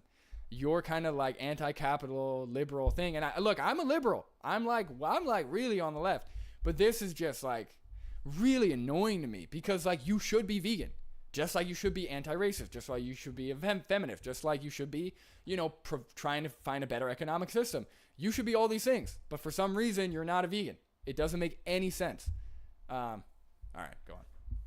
Do you think I don't know. Maybe I should delve into his channel. Do you think he's like Vosh, like says that there's no ethical consumption under capitalism? Therefore, I'm gonna do whatever the fuck I want, even outside of the vegan argument, right? Or you just like buys everything and like. Well, like, no. I think this guy like a 5-minute walk. He drives in his car or something like that. No. I think he cares. Like I think his thing is, we need to address the umbrella, which is capitalism, right? So consumer choice, but again, at the same time, he says, it would be psychopathic to not consider the impact that you have on others, right? So he acknowledges that individuals should care, but again, it's one of those things where he picks and chooses, right? Like, okay, let's care about the environment and about other humans first and more than anything, right? If you are racist, if you harm someone else, if you exploit someone else, you are a bad person, and I am against that. But when it comes to the animals, I'm not going to berate you. I'm not going to judge you. I feel bad, but what am I going to do? Capitalism. So it's this double standard that has no logical bearing. Like, I would love to, Harlan, I promise I'll be nice. Come on the channel. Just come talk to us, please. Maybe you should write to him, Brendan. Maybe I will. We'll see. I'm not that interested. If he sees the video, wants to come on, but somebody like this, I'm not that interested. But I just kidding, Harlan. If you're watching this, I'm so interested. Please come on the channel. Yeah, we should listen, Brandon. You should take a step back because we're only about 6 minutes into the 30-minute video. Okay. Right? Now I'm going off. Maybe there are arguments. Maybe there are good ones. Let's just watch 5 minutes and not say anything. Go for it. I don't think I can do that. Okay, does that make me a bad person or murderer of animals and not a leftist? No. That makes it sound like it makes you someone who pays for the murder of animals, yeah. Like, I'm no better than this fucking guy, and I don't even get meat in my burrito most of the time. Shit, I don't even consume animal products every day. In the middle of writing this, I noticed someone left a condescending comment on my old PETA video who seems to be a member of that loud minority. What timing? If I remember correctly, that video was mostly about PETA's tone-deaf ads, not that eating foie gras is a-okay. My criticism of PETA Like, I don't see a difference between a foie gras and cheese. Is he gonna show the was comment? about their Because he didn't. I don't know. I would like to inconsistent see. actions and messaging, and that they're not free from scrutiny. I offered steps for people wanting to live more ethically who find it I guess not. I guess he's not going to show the comment. hard when every food item you buy uses some kind of animal product or labor in its manufacturing. No. I don't think that's true. But again, Correct. yeah, I don't know what he means by There's the labor. If he's talking about like manure or something, but I think that's mostly in organic farming anyway. Yeah. Oh, is this a comment? Thanks, Harlan Springs. For 1 second, I thought I should have a bad conscience for eating copious amounts of factory farm meat, in specific foie gras. I can now keep eating multiple times the average amount of meat consumption from my country, but I am not to be blamed since poor people and people with digestion problems exist.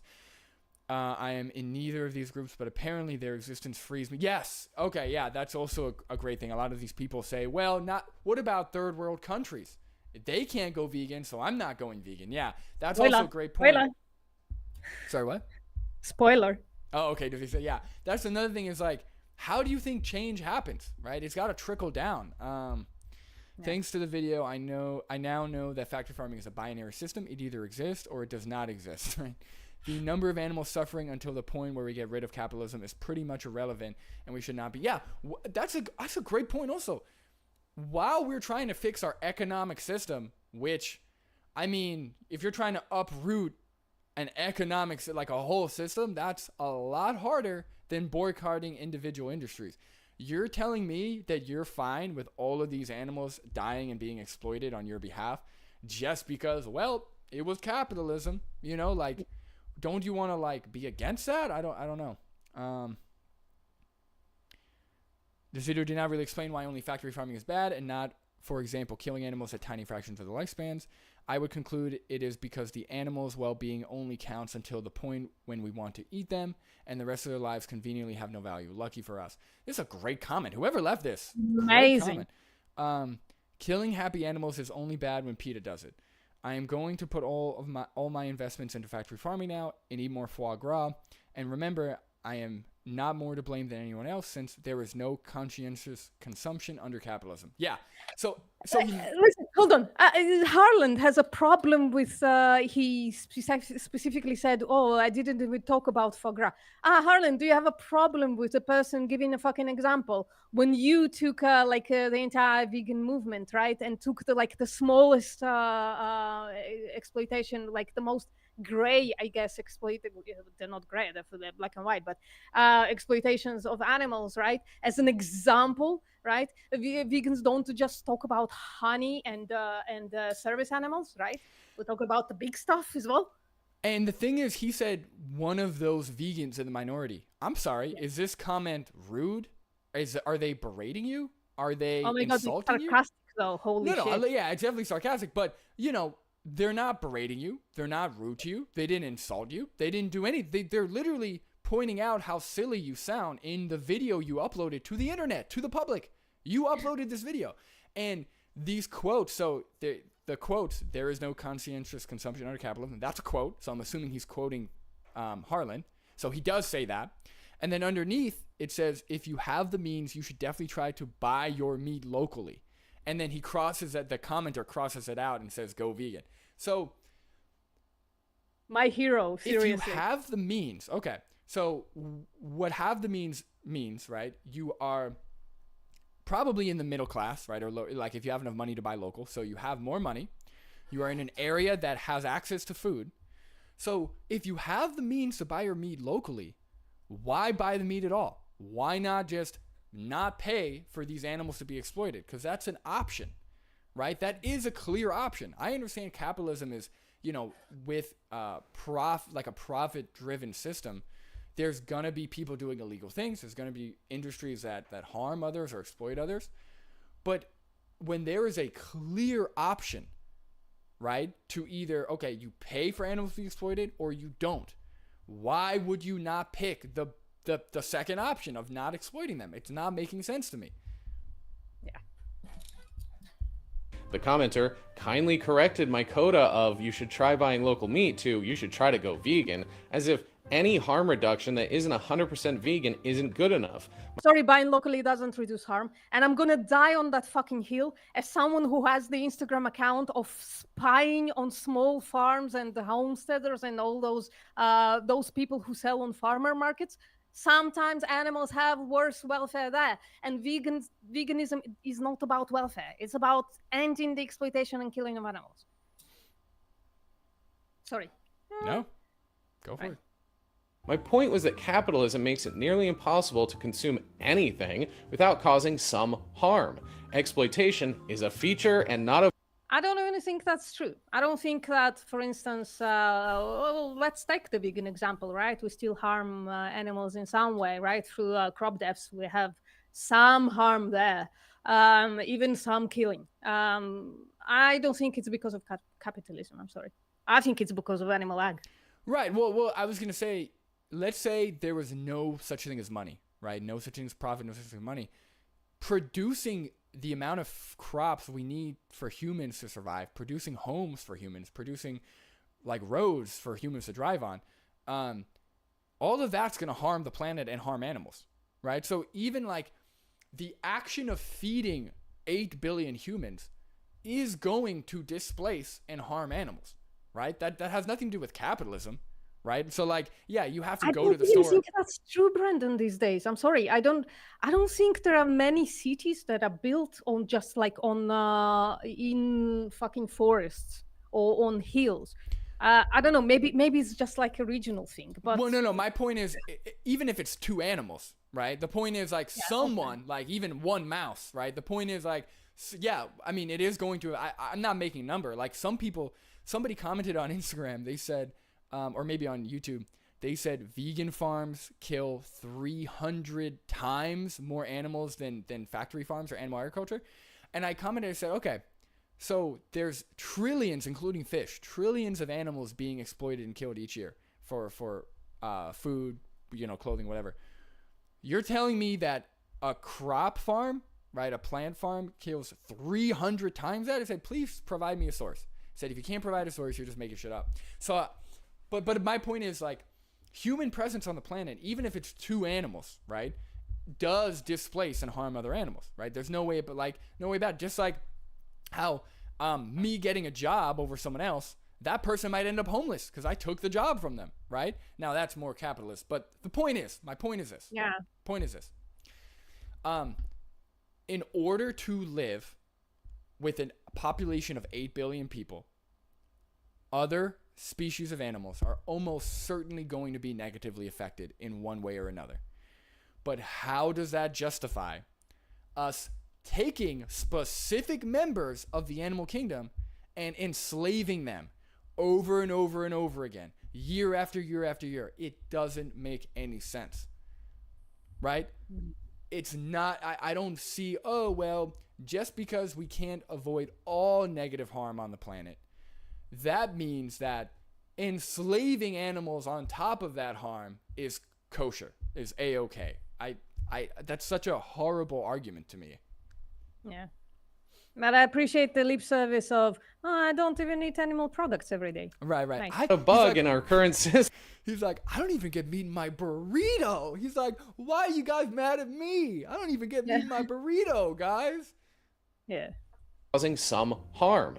Exploitation is a feature and not a bug in our current system. I wasn't saying that all actions are equally harmful or that nothing matters. Like, I wouldn't even say that is true. Like, I don't know, I buy, like, fair trade chocolate and coffee, right? Those are fair pay. Do the farmers work hard? Yeah, I bet. But they are well compensated for their work, right? Do they work harder than me these days? Yeah, most certainly most people do. But that doesn't mean that it's inherent exploitation when you buy fair trade.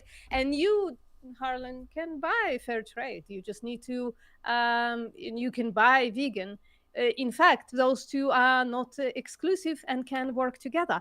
If you buy only vegan food, you save about 30% cost on your food haul, and you can spend that 30% buying fair trade chocolate and coffee, and buying a bit more expensive, I don't know, like a vegan drip. And that's the question I want to ask him is, where is the line between, okay, fair and like fair profit to work ratio and exploitation, right? Because he's saying exploitation is a feature and not a whatever he said, right? My question is, so like how much money? So like the way at my job, right? I think I make good money. Would I like to make more money? Yes. Could I benefit from more money? Yes. Would it allow me to afford more things that I sometimes need or more things that I want? Yes. But do I feel like I'm being exploited? No. I get paid. I chose this job. Like, I just want to know where the line. I guess, to be fair, like I think, okay, I'm gonna try to be more charitable. So I think what he means by it's a feature, not a bug, is that inherently, when you're born into a capitalist society, you have to work. You have no choice, right? Either you have to work or you're homeless. Basically. Sure, but what's the alternative? Like, no matter what, like I've played this thought experiment, right? Because I had this idea that we could get rid of money. So I had this idea where this system where like you have to pick a trade, right? So like everyone has to work on farms or dishwash or something, right? It was a long time ago, but I had this idea where like you could have people doing jobs and doing research and doing all these things without the incentive of profit, without the incentive of money. But the thing is, either way, shit has to get done, right? So either way, we have to grow food. We have to maintain the things that we do on a daily basis. So no matter what, like, what's the alternative? Just being born. In that case, it's you either do shit or you fucking die. Like, you know, like I just want to know what the alternative would be, right? Is it socialism, think, like, communism? Like, I want to know what his idea is. I don't think like 10,000 years ago, when agriculture, when we like moved our food system into agricultural structure, right? I don't think you can say that was capitalism, right? Inherently, like most people became farmers or were farmers or whatever, and they would trade food for money, and the money was traded back for food and stuff like that, right? So there is, as you said, right, 8 billion people need to be fed, need to have infrastructure, need to have heating, right? So people used to need to, or maybe still do, mine coal and shit like that, right? All those things started capitalism then, like, maybe. But they weren't inherently capitalistic, because shit needs to be done for, as you said, right? For human survival. That said, I actually am pro UBS, Universal Basic Income. I think I would get more shit done if I had universal basic income. And frankly, I think I should have disability, and and should not be made to do things. You know. Well, that was my idea. Is like, okay, if you give everyone, so like everyone who's born has their basic needs met, so they have food, healthcare, shelter, right? So food, healthcare, shelter, all those things, those are free. Those are included with being a person on the planet. And then for extra income, or for like a man for self-fulfillment, the way you said, for self-fulfillment, if somebody want to be an artist, a scientist, blah blah blah blah, right? For the actual like motivation of discovery or motivation of doing that work. But then again, right, we need people, we need janitors, we need people washing dishes, we need bus drivers, we need these jobs that most people wouldn't like. Everyone wants to grow up and do something like be an artist or be an astronaut or be whatever, right? So I think you could do national service or something like that. I was going to say, With national service. Yeah, I think if your basic needs are met, and then everyone at a certain age, there's like a mandatory, like you have to, like, be a janitor for like 3 years or so, you know, so like it's like a cycle, you know, like everyone has a mandatory service that they have to give back to society, do their part in doing the job that maybe nobody wants to do, or maybe less people want to do, or something, you know, I don't know, but I'm just saying, like, I'm not an economy expert, so Yeah. I just want to know what his alternative, because where his line of, okay, no matter what, in capitalism is exploitation. Okay, but how much money do you have to get paid for said amount of work? Because capitalism also, like having a free market, also creates a lot of innovation. It creates a lot of choice, right? So like as little choice as you have, like you have to work, you have to make money, or else you'll starve, you'll get homeless. There's also a lot of like opportunity as well. So I don't know. I think it's tricky when you're like viewing veganism as something under capitalism. It gets a little tricky because now you're talking about all this stuff, right? It's a separate issue, I think. Yeah, I guess so. Anyways, that's just a fucking tangent. We don't even need to go into this shit. Yeah, I agree. Yeah. is acknowledging that moral perfection is difficult in such a system, if not impossible. And if we're getting philosophical about it, this argument is reductio ad absurdum, a tactic a lot of vegans tend to utilize in bad faith, which twists any point to an extreme absurd conclusion that if no consumption is entirely conscientious, then we might as well put the accelerationist pedal to the metal. People like... Sorry, I did not understand this thing at all. How is our position a reductio ad absurdum? I think he's saying, I don't understand. like, I think so. He's kind of saying two conflicting things, I think, from what I'm understanding. He's saying that it's hard to be morally perfect underneath a capitalistic system, but then he's saying that just because it's hard to be morally perfect doesn't mean you do whatever you want.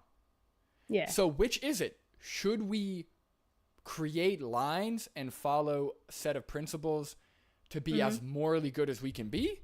Or is there no more morality underneath a capitalistic system, so we should just do what we want to do? Right? It's almost like he's saying two conflicting messages here. I don't know. Yeah. So I, while you were talking about the thing, I was trying to search what are the alternatives to capitalism, and I don't know. All of those things don't seem appealing. Like, I don't. That doesn't matter. This is a tangent. I'm sorry. Maybe we could do a separate stream on Oh my god. Maybe not, because I know so little about it. Me too. Yeah, it's not my area of expertise at all. Yeah. Like this love to ignore how difficult going vegan is for those with dietary restrictions or allergies, or who live in food deserts or don't have Who got all those things? Tell us in the comments. time to buy a bunch of vegetables that need to be prepped and cooked, or even the money. Wait. Okay, now, see, now, okay. That's what I'm getting. The whole capitalism thing, he's just bullshitting. So he's just not bullshit. Like, he makes some valid points about capitalism, but that's not what that has nothing to do with veganism, right? He's framing it in a way that, like, hey guys, you know, don't judge me because capitalism. And then when he actually tells us the excuses for why you can't be vegan, it's like the easiest shit to debunk. Like the easiest shit. Oh, you got vegetables you gotta cook. You got vegetables. You know, like, okay, you gotta cook other shit. Okay, you're eating fast food. Go to Taco Bell. $2 for a burrito.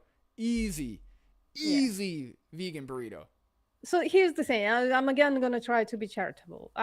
He's trying to make the claim that not all people can go vegan. And he's basing it on all things that we've heard like so many times and debunked so many times. Is it harder for a person who lives in a food desert to be vegan? Yeah, I guess. But I'm kind of living it now. Right now, I can't really cook. I can't really cut vegetables, right? I don't know, can't be bothered to even go like vegetables. Absolute crap in here right now. So I'm basically cooking junk food, right? Like vegan noodles and stuff like that. Well, so that's what I was gonna say. I think we need to separate the word vegan and healthy, right? Yeah. If you are poor, if you live in an area where there's no fresh food, or the local supermarket is far away and all you have is fast food, Yeah. it is very difficult to be healthy, right? To actually get the things you need to avoid chronic disease, to be mentally well, right? Yeah. That doesn't mean it's hard to be vegan, right? Yeah, So, if you're eating junk food already, what do you think? Does it hinder the person's health? Right. If they pop up to McDonald's? I was going to say, there's this idea that if you eat McDonald's every day, at least you're eating animal products versus there's this idea that if you eat McDonald's every day, that's better than being vegan and eating fast food every day. Somehow there's this idea that oh, they're in a food desert. Oh, they're poor. They can only afford fast food, so they can't be vegan. No. They can't be healthy. They can't be healthy, but they could be vegan, right? Taco Bell. I could eat Taco Bell 3 times a day, right? One burrito. So each burrito is 500 calories or 600 calories. One burrito is $2.50. So for $7.50 a day, I could eat 3 burritos, and I'm not going to be very healthy because I'm eating just Taco Bell burritos.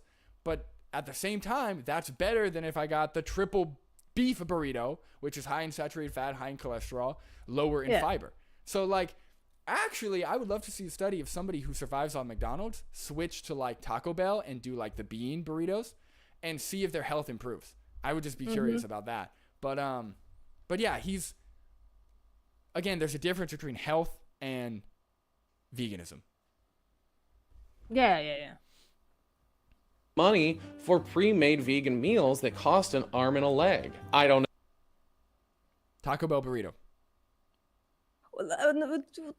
Who promised you pre-made vegan meals?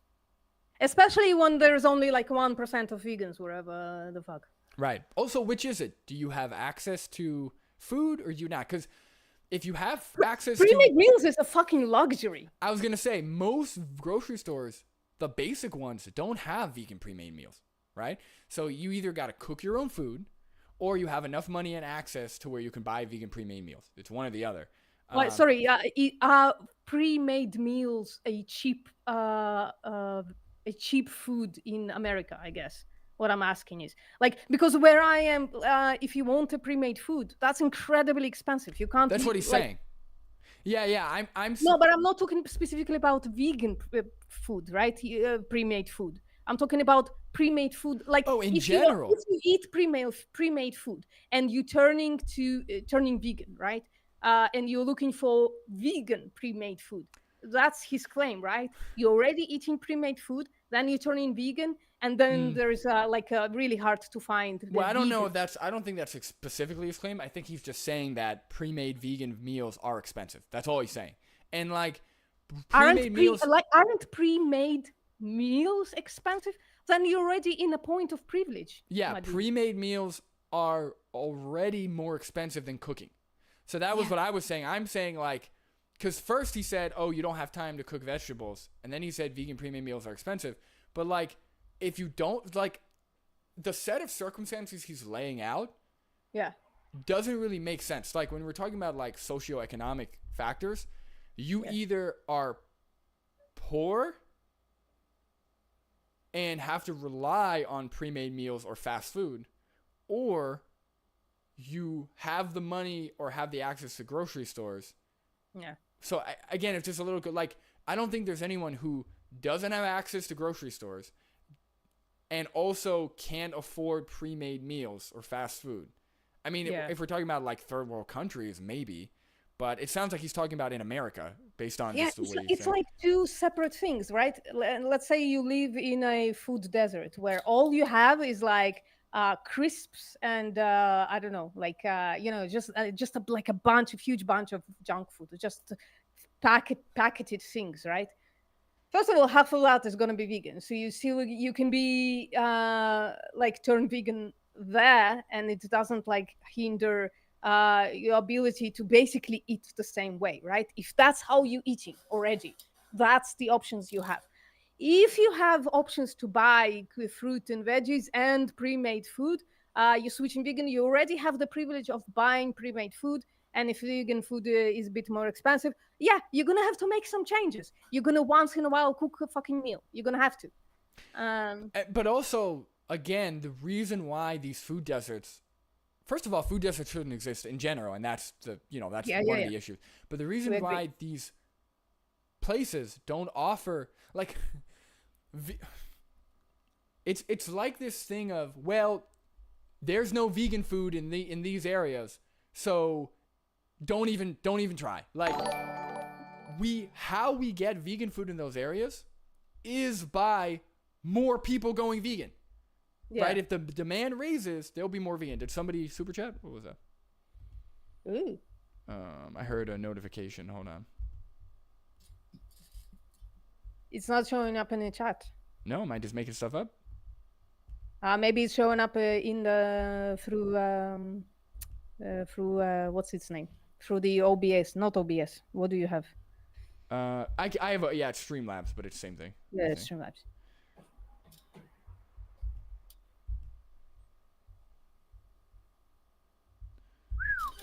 Let's continue a little bit because my dude, it's been 2 hours and we have barely moved the needle. I know. Go ahead. I don't know if you've noticed, but we're all getting price gouged into oblivion right now, and vegan food has been greenwashed for decades, so unless you're making 6 figures, affording it regularly is a joke. If you've... My food hole is the cheapest out of all people I know. When I tell them what my food hole is, yeah, right now it's updated and it's gone up about 25%, which is a lot. Everybody's food hole gone up. You can spend as little or as much as you want, really. Yeah. So yeah, 6 figure. What is this guy talking? This guy's never even tried. How can you make these claims if you've never actually like gone in and tried? I don't make 6 figures. I promise you guys. I make way less than 6 figures, and I have no issue. So I work part-time, and I'm getting paid all right, but for a part-time, spending all the money I have, right? Basically.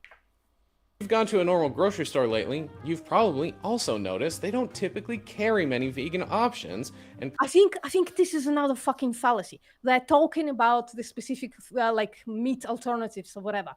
Half the grocery store is gonna be vegan. It's gonna be the cheap stuff. It's gonna be in the dry beans and lentils stuff. Potatoes, beans, lentils, whole grains, all these things, cereals, frozen fruit, vegetable, like. He's just kind of jumbling all of these things in one thing. Like he's just saying like, well, if you have allergies and you can't afford to cook vegetables and then you can't afford pre-made meals and you don't have the time and the grocery stores, I don't know if you noticed, but they don't have very many options. Like he's jumbling all these things at once as if they're all existing at the same time for everyone. And that's not true at all. Yeah. I don't know what he's talking about. Yeah. Places that do are expensive as shit. Whole Foods is owned by Amazon, so that's the thing. Walmart? You don't have to go to Whole Foods to be fucking vegan. I almost never go to specialty store. I only go to specialty stores to buy the fair trade coffee, and that's it. I go for the junk food, but yeah, I mean, there's no like Walmart, I'll speak for America. Walmart, Market Basket, all the like basic grocery stores, like like your town grocery store has so many vegan options. So any vegan option you buy is funding a corporation that's more destructive to the environment and the working class than eating a bunch of beans will ever. Okay, so let's pay for them destroying the environment and destroying the animals. Let's do both. Let's not stop one of those. Yeah, I was going to say animal agriculture is incredibly damaging to the environment. So I don't know what. Yeah, you're doing like 67% of the job just by going vegan. And I'm saying that, no, it's like 33% of the job. Why am I saying that? 33% of food are wasted and 33% of human food is fed to fucking animals. Harlan, if you want to actually talk about veganism, this is what you're talking about. You're talking about socio-economic issues. You're talking about capitalism, you're talking about environment. If you actually want to talk about veganism, which is, against the exploitation of animals, I would please come on the channel, man. This is just silly. This is basically whataboutism. Right. Said, just go vegan. There are no other considerations, you monster. Nobody fucking says that. Not a fucking single person in this world. It's just we also recognize that a lot of these other issues are bullshit. Like all the things you just said are more or less bullshit. So that's why we say, you don't have to worry about that. All of that is ridiculous. Here are sources. Here are ways you could go around that. Go ahead. Go vegan. There are real issues, right? There are real, yes, vegan meat alternatives cost more than meat. The reason is actual capitalism, right? Right. Subsidies. Or actually, that might be not cap. That might, well, I guess because they're subsidies. Oh, it's anti-capitalism, actually, kinda, right? Yeah, because subsidies are not a capitalistic notion. It's like a socialist notion. Makes it sound so simple, who is just one example of the insufferable vegan archetype who gives the cause a bad name by refusing to engage with its complexity. Again, I agree that consuming animal products at the rate and manner we do is extremely harmful and that we should try at all costs to reduce the harm it causes. The factory... No! And slavery. He's not recognizing them as individuals. He's not thinking about the animals. He's just thinking in broad terms of like, this is bad. It's like, okay, why is it bad? Well, the environment. No, wrong. You're not. That's not veganism. Farming industrial complex isn't just bad for animals, it's bad for the planet and humans as well. Oh, for fuck's sake. It's an enormous problem in the US, and I can only assume most of Western society. Have you seen an English breakfast? But it sometimes comes across as if going vegan is the only way to offset the environmental impact or exploitation. It's the best way. I would say, but again, environment aside, he's about to say exploitation of animals, I think, or exploitation. It's the only way. Of labor that factory farming causes. Oh, look. Here we go. Exploitation of labor. No. I mean, first of all, if you boycott it, then yeah, maybe. But also, we should not have people slitting animals' throats and bolt gunning them in the head for a living. That should not be a job, right? Just like being a hitman shouldn't be a job. Or being an executioner shouldn't be a job. Like, these things should not be jobs. They cause severe PTSD in people, if we're talking about humans. But veganism, I don't know if I could claim veganism is the best way to offset exploitation in the labor industry or in labor, but it is the only way to boycott and reject the exploitation of animals. Let's say it's to be vegan. There's no other way to do it. I mean, listen, I think I can make the argument that vegan products, like actual vegan companies that create products, they don't exploit the employees, right? It's still a capitalistic structure, right? They still ask people to donate their time, like not donate, but to allocate their time and to get money for it, right? But it's not an exploitative system. There is like a local chocolatier like company, and they pay very well to their vegan employers. It's because it's a vegan company. I wouldn't expect that from Alpro, because it's not a vegan company, and because it continues to exploit animals. Hold on, I gotta read the chat for a second because they're talking mad shit. I'm gonna make coffee. Okay. Okay. Hold on. Yes, thank you for the subscriber. Whoever, I think it was Zach Sasu. Thank you for the for subscribing to the channel. I appreciate it. You guys are talking mad shit up in here. Let's see. VPN. A friend who says VPN. Let's move this along. Also VPN stops every other word. Yeah, I mean it's hard to just because we want to say stuff, but we'll move it along.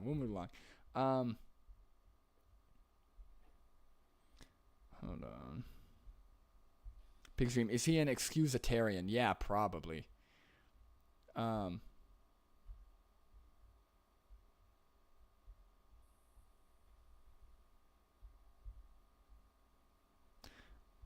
Aluwali Blue Vegan says, LMAO a friendo, let's go through 5 minutes with no stopping. 2 seconds later, boss. Look, man, yeah, you're right. All right, they're We're trying. talking mad shit about us. So we gotta let's actually go. Let's go to like the 11-minute mark and not say anything. Let's just give it a second. No way. Plenty of other ways individuals can offset the harm done to the environment. And honestly, to even place the blame of pollution and climate change on the individual is a pretty weak argument for vegan. Nobody's doing Straw that. man. Nobody's Straw doing that. man. That's a huge straw man. Nobody said that. When just 57 companies are responsible for 80% of all greenhouse gas emissions. There are people far more vigilant about their consumption habits beyond just being vegan who are arguably better people than the vegan, jumping on social media to squint in disapproval of Dua Lipa, eating Oh, I love spicy Ed. pigeon pie, and then making wild assumptions that she'll also eat cats and dogs and dolphins. Not wild assumptions, it's a fucking hypothetical. Right. Well, also it's where the Jesus. logic leads. It's not. Yeah. It's literally like that's where the logic leads. If you have a problem with eating Harlan, do you have a problem with eating cats, dogs, and dolphins? Because if you do, I sense I'm smelling a contradiction there, my friend. So I don't know. Yeah, go ahead. Interesting that Dua Lipa says she'll try anything. I guess that means she's looking forward to trying dogs, cats, and dolphins too. I mean, Wait, She that's not said an she'll assumption. try She anything, literally that's- says. Go ahead. Yeah. We're saying the same thing. She literally said she'll try anything. That's not an assumption. Her words were, "I will try anything." It's not even a hypothetical. I was completely wrong. Dude. It's direct fucking quote. Harlan, this is like really dishonest. Like very, very like you have to either be really, you either have to lack the ability to track things well, or you have to be very dishonest to frame it in this way. Like, come on. Yeah. considering she'll eat and promote foie gras, one of the most cruel and unethical foods on the planet, surely Dua can have no moral aversion to consuming a slaughtered dog. The truth is, Dua may consider herself to be some kind of culinary maverick, but in reality, she's clearly someone who looks down on animals and views their suffering in lives as insignificant. Trying one unconventional food doesn't logically mean someone would be willing to eat any and all animals. Strawman. She said she'll try anything. Also, it's not Especially one animals like dogs. unconventional food. We're talking about individuals. So he's just framing it. And just really quick, pet peeve. When a lot of these, I don't like that he's framing environmental care under the same umbrella as moral, right? So like environmental care does not equal morality, right? There are things we could do that could benefit the environment that are immoral to do, right? I could nuke half the population. Great for the environment, horrible for the individuals and immoral. What are we talking about? Yeah. Doesn't logically mean someone would be willing to eat any and all animals, especially animals like dogs and cats that are considered taboo to consume. It's the He's like, The especially video- our beloved dogs and cats. Come on. Yeah. Oh, but didn't you know vegans? Those are pets. Well, that's your projection on the animals. You're not considering the actual individual. video game violence leads to real world violence argument, and when No, it's not like that at No, all. she's actually eating the animals. It's not like she's playing a video game being like, ooh, I love killing animals. She's actually paying for the animals to be killed. She's actually eating their flesh. Yeah, she's not like buying ham in Stardew or something, right? Right. She's buying ham in real life. She's not in the metaverse. when you say this Yeah. kind of shit, it immediately delegitimizes your credibility. This is Earthling Ed, by the way, a vegan animal rights advocate, activist, Vegan Jesus to you, sir. Jesus. and author who I stumbled upon in the comments of a post on r/vegan, asserting that eating pigeon is a slippery slope that will inevitably lead to more extreme behavior like caninicide, which just No, he didn't claim a slippery slope. He literally addressed the claim. Yeah, he addressed what she said. And also, logically, right? Like, there's no, like, what's the difference between a cow, a dog, a pigeon, a whale, a dolphin, where it's justified to eat one, not the other? I don't. Can you give us that? Can you It's give us that, considered Harlan? a taboo, and therefore it's a slippery slope. Right. isn't true, considering Dua Lipa has yet to eat her pet dog. As far as I know, her willingness to try pigeon also doesn't inherently imply a disregard for animal suffering or a belief that animal lives are insignificant. I agree. It's the fact that she's eating animals at all that implies that. Yeah, it's not the type of animal that don't get it twisted, Harlan. it's not the kind of animal we are concerned with. It's the fact that she's eating them at all, right? Yeah. But to say that, oh, she's eating a pigeon, that doesn't mean she'll eat a dog. Well, based on her logic of I'll try anything, I mean, that dogs are included in that. So Yeah. Maybe she's not gonna eat her dog. right, Maybe her she'll own eat dog. A dog. Yeah. Ed is distorting what is a throwaway line from a food interview and then attacking that instead of engaging with whatever her actual beliefs and actions are outside of. She said she'd eat anything. Right. She should have been more specific. Oh, I'll eat anything except for this animal, that animal, that animal. And again, that's a contradiction. Harlan, you are the one distorting things. You're the one like re-narrating this whole thing to try and fit whatever you're trying to fit it into. Yeah, totally. That's a good word, re-narrating. Yeah. What her lunch order is. People like Ed are so unbearably serious and unfunny. It's no wonder the general public have such a disdain for vegans. In his defense, I kind of understand why he makes this kind of content. It gets engagement that furthers his reach and helps spread his message. But it's also a little disappointing to see because he also puts out content that is actually helpful, where he has enlightening debates with those who disagree with him, where he doesn't make inflammatory statements and backs up his rationale in very persuasive ways that I completely respect. When I was young, we used to keep chickens, and these chickens were the best looked after chickens in the world. They had loads of place to run around, lots of grain. We even fed them worms. It was great. And occasionally they would produce eggs, and we would eat them. What is the possible ethical objection to me eating this natural byproduct of a chicken which has not been fertilized and which they have no good for? Yeah, I think it's a very good argument in the sense of, obviously, when we talk about the immorality of certain actions, there are degrees of harm and suffering involved. And so, of course, a situation such as that isn't comparable to the situation that most people partake in, which is by buying eggs that have come from sort of commercial farming units, whether they be free range, organic, or otherwise. And so in such a scenario, I don't necessarily know that I can make a compelling argument against the decision that you make in that moment if, of course, these animals were rescued from a farm, are given a very good life, and not going to be killed prematurely.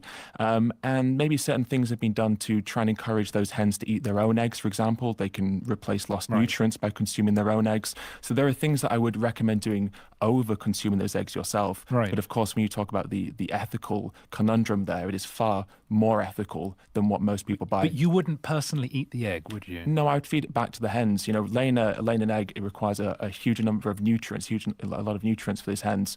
So by feeding the egg back to the hen, it allows them to replace those lost nutrients. Because I gotta say, I always hated Ed's stance on backyard chicken eggs. Yikes. And that's what Harlan chose as like the best argument for veganism. Right. Well, because Ed is, I was going to say, Ed is probably the nicest and the easiest vegan to talk to, because he will like be very nice. Like he will really like, sometimes he'll let things go and he'll word things in a way that's really like appeasing almost. But yeah, well, I mean, in this circumstance, and I hope he goes on, but in this circumstance, I can't say that I understand his point. He's saying like, this guy is asking, okay, you have chickens that you didn't buy from the animal agriculture industry. You are taking care of them as if, you know, it's like you adopted a dog essentially, right? So you're taking care of them, and these chickens are laying more eggs than they can know what to do with. Now, for me, I think eggs are gross, and I also think, you know, they're bad for you. But in this case, again, if the eggs that the chickens don't eat themselves, I can't make a very strong argument that if you take one of those eggs and eat it, unfertilized eggs, you are doing something like immoral. I can't really make that strong of an argument for it. Now, what I will say is, most of the time when you get these chickens, you're buying them from the exploitation animal agriculture industry, which I'm against. If you're buying chickens specifically to eat their eggs, you're exploiting them, which I'm against. So I would say that's ding, wrong. ding, ding. Yeah, that's my problem. I agree. think that's what the guy on the left was saying. And, well, so I agree with you. If somebody is buying chickens to own them strictly to have them for their eggs, then that's a big no-no. Yeah, I agree. That would still be against veganism. So, yeah. as you maybe already know, hens have been selectively bred to lay sort of 300 plus eggs a year, and that takes a huge toll on their body. And if we can try and replace those lost nutrients, but mine it's beneficial didn't do for that. You see, this is my point. I just cannot.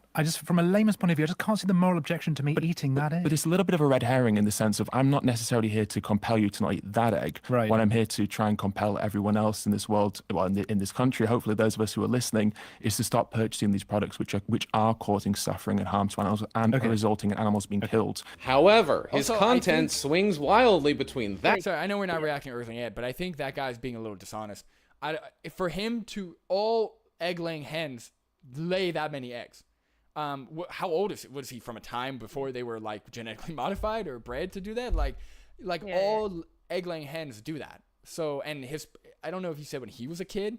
So he was a kid. He probably doesn't remember. And his parents probably bought them from a farm or from an animal agriculture industry. So there's a lot of shit that's wrong with that. Yeah. Even when I was a kid, we had about a dozen hens, right? And they laid about 3 or 4 eggs every single day. So that's already way too more than you expect from like a feral pheasant or whatever. Yeah. You know?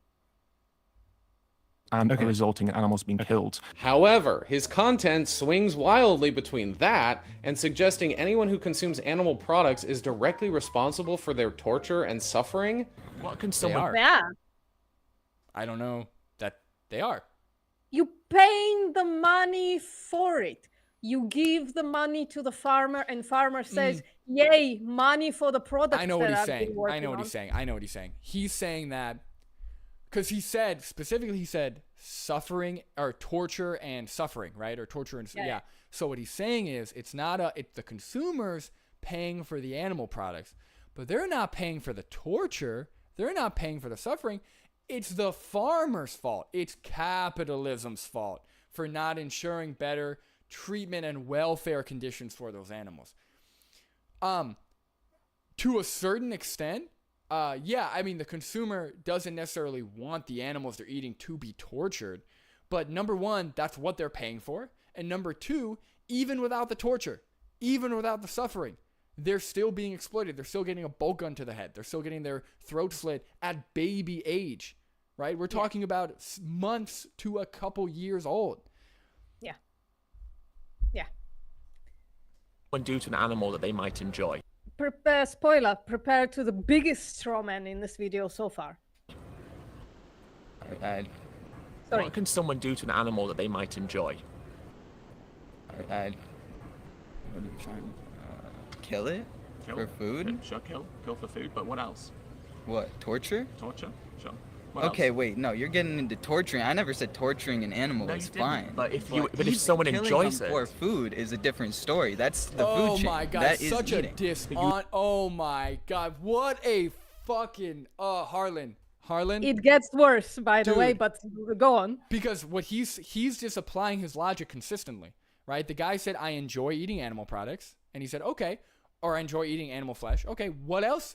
What can you use enjoyment to justify? What else can you use enjoyment to justify, right? Torturing animals, raping animals, whatever, right? That's consistent logic. This is a very honest conversation. He took this clip a little bit out of context, didn't explain it, and is acting as if because this guy wants to eat animals, he also wants to torture animals. That's not what this conversation is.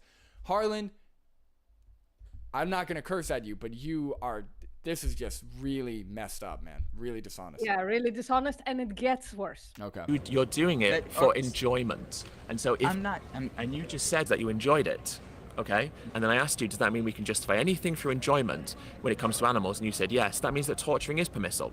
It means that kicking a dog because you find it fun is permissible. It means that, dog fighting is permissible. By the way, did you see this interview of Ed?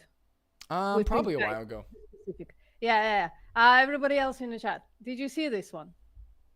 Because in a second, it's going to become incredibly clear how Harlan is absolutely strawmanning Ed here. You didn't say those Putting things. words in my mouth, sir. I'm using the logic that you're using to show you why that logic shouldn't be used to morally justify what we do. You're broadening my logic. I'm applying it consistently to show it's flawed. That's it. may be flawed, but I'm not torturing animals. I just enjoy the way they're food. It's asinine to say that the person who eats the fish they bought at a store is directly responsible for or in favor of said torture. That's This not what was said. motherfucker. That's That's not guy. what was said That guy. at all. Yeah, hold on. But that guy, he's an actual fisherman. He fishes food. Oh. He doesn't buy it at the fucking store. That's That's even what I worse. remember about that Yeah. fucking conversation. An absolute fucking airhead who goes and fishes, right? But also, there's no way to, even at the store yourself, there's no way to fish without torture. Like fish specifically, because how it's done, you hook them in the mouth and then you suffocate them on land. You have to torture them. Like there's no way without torturing them. Well, almost everything is. There's no way without torturing them and producing a product that people can actually eat, right? No animals fucking euthanized in a slaughterhouse. Sure. But what I mean is like if we're considering a shot to the head as like the humane thing, right? As like one and done, right? I disagree, vegan postmortem. But I'm saying if that's the line, fish, you can't do that, right? You can't take a fish and shoot him in the head because then the fish is, I mean, you're shooting a bullet through, like it just wouldn't work. So you have to hook them first, which is painful, as we know. Oh, just collect like the nets, yeah, the fucking huge millions of nets. individuals in the net, yeah. Yeah, and then they all suffocate. So we're talking about, like, imagine you drowning. That's what they're experiencing without being in water.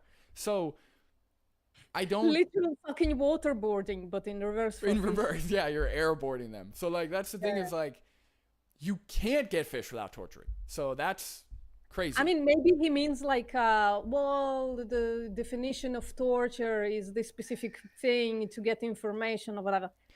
I don't know. Well, I think to most people, when people think of animal torture, they think of like that 10-year-old kid who's like taking a mouse and like twisting it or something, you know, like they're thinking of like a sadistic, like psychopathic animal torture, which that is messed up and that does happen.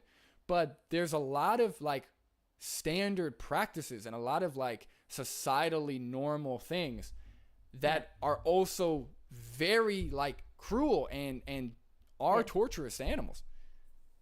Yeah, so to be fair, like all the definitions of torture are like legal ones. So maybe it's a bit of a hyperbole, I guess, to say that animals, I don't know, it's Sure, we could say unnecessary accurate, suffering if that's Yeah, what yeah, you'd like, yeah. But anyway, really I don't know if dishonest. unnecessary suffering, I'd say, I don't know, I would consider it torture. I would consider like, I don't know, like forceful childbirth torture in case of humans and in case of animals, right? I would probably agree. Yeah, I'd have to think about it, but I'd probably agree. So I don't know. So it's it's not a hyperbole, I guess. I guess it's just a colloquial definition of the word torture. Like if I say I tortured the dog, Harland would understand what I mean. Right, yeah. I think he's using it in layman terms. I don't think he means it like torturing terrorists to get in for. I don't think that's what he means. But really dishonest either way. Like that's crazy the way he framed this. Yeah. For reasons we will get into later. Calling someone a torturer of animals is pretty incendiary, and I'm unclear as to what this interaction achieves besides being a gotcha moment for other vegans to rally around on YouTube in order to pat them. Dude, did you watch that fucking interview? That flake was absolutely unbearable, disgusting person. Like people like this reminds me of how important it is to at least have a basic understanding of logic and reasoning. Like, if you don't have a basic understanding, this is what happens. You just say gibberish.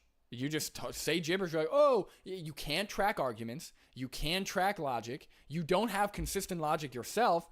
Well, just because they ate a pigeon doesn't mean they're going to eat a dog. Well, logically, it probably does, right? Depending on their position. So, again, this is like, I wish everyone was taught a basic logic and critical reasoning in school, but they aren't. It's like one of the most important things I've ever learned in my life, but they aren't taught it. I don't know. Yeah.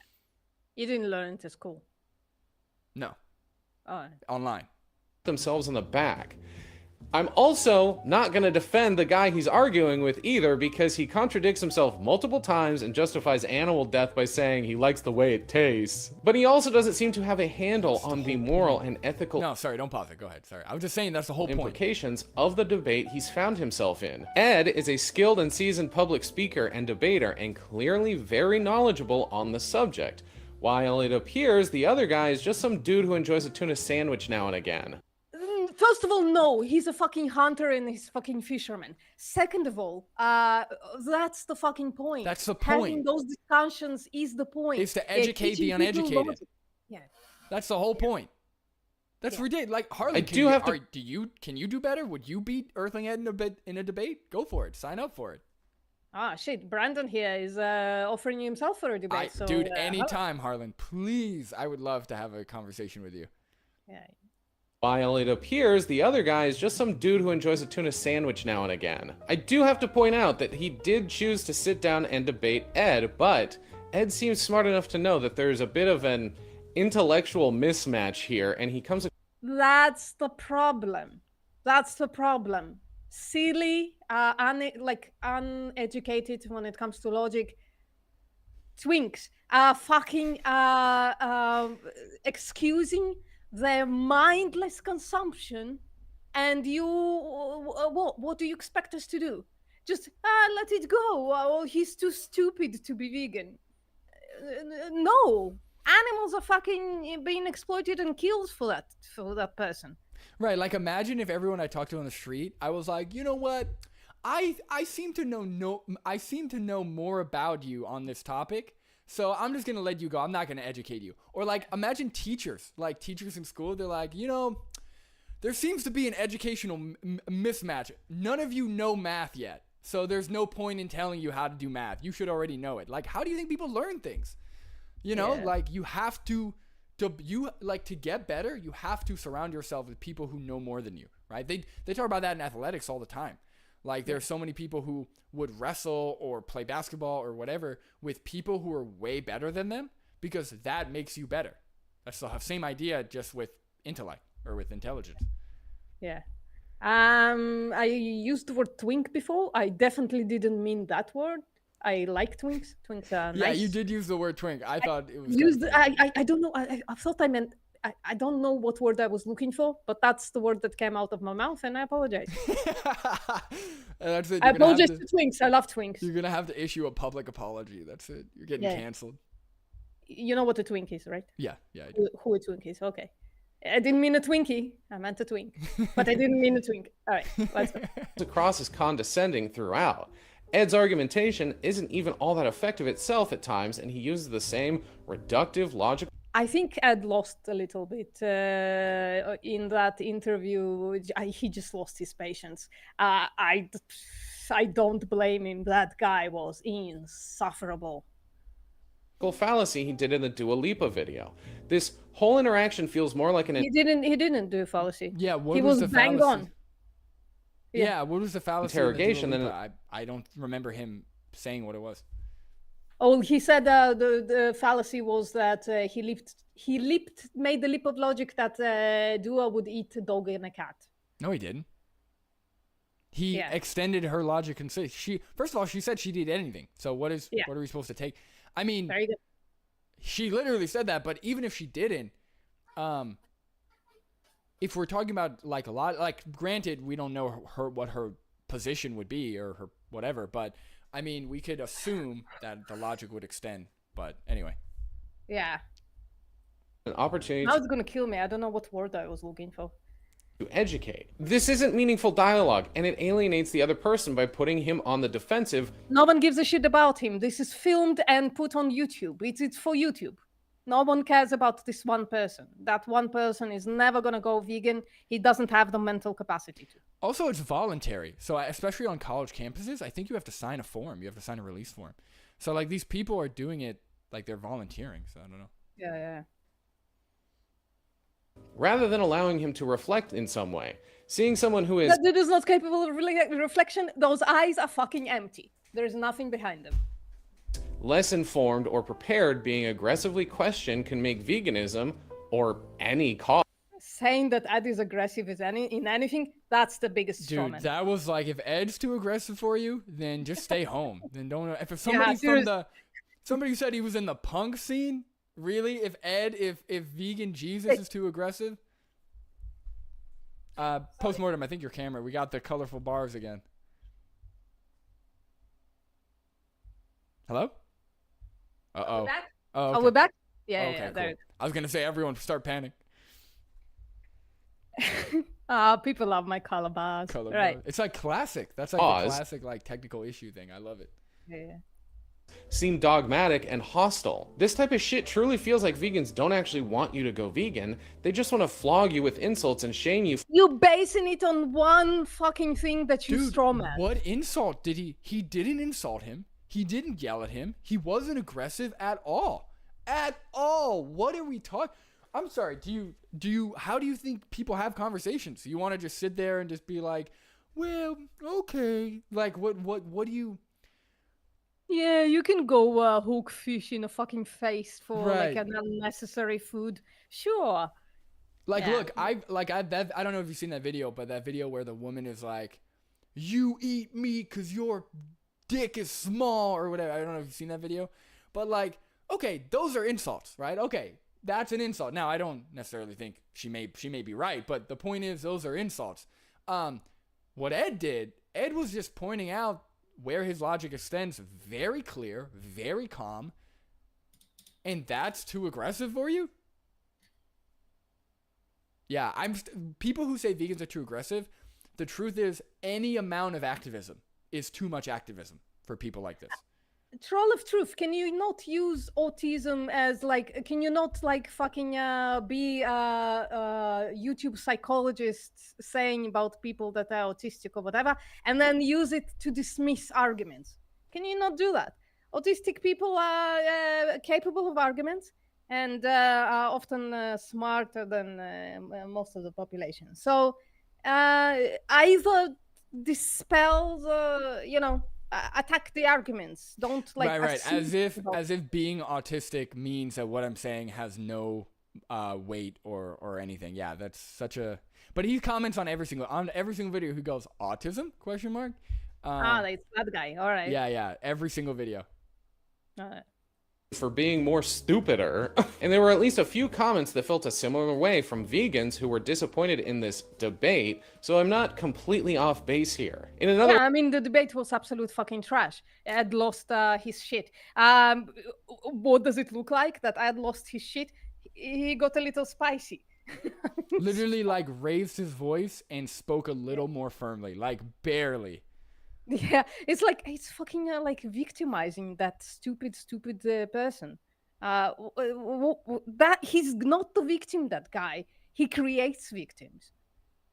one of his critiques of vegan celebrities, he calls out Hannah Einbinder for her choice to quit being a vegan, She should be called out.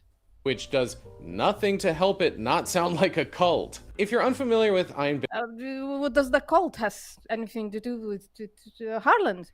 Why are you throwing that word around? Harlan, if somebody was a clear anti-racist and then they came out as a racist, would me condemning that make anti-racism seem like a cult? I'm confused. Like, we're talking about morals here. We're not a religion, right? We're talking about somebody was morally against exploiting animals and now they're fine with it, apparently. That's fucked up, and we should call that out. What are you talking about? Yeah. Bender, she is a comedian and actor who by all accounts is about as left-wing as you can get in Hollywood. Well, what does that matter? There are right-wing vegans. It has nothing to do with it. Again, Yes, like most vegans lean like closer to the left, but that has nothing to do with it. Like, well, and also it's he's a acting as if like if you are left-wing, you are moral. Like he's pretty much saying like, well, she's so left-wing, it doesn't matter that she's not vegan. That doesn't make sense. That doesn't make any sense. Without being blacklisted. She regularly spreads progressive ideals in her stand-up routine and in the HBO show Hacks she stars in. The fact that he feels the need to not only corner some random stranger on the street who is outmatched against him, but also unfairly criticize those who share similar values is extreme. she doesn't share the value that Ed cares about. Like- she used to share that value and she doesn't anymore. She used to not pay for exploitation and slaughter of animals, and now she's back to paying for exploitation and slaughter of animals for a stupid fucking reason, for this capitalism though reason. Well, the fact that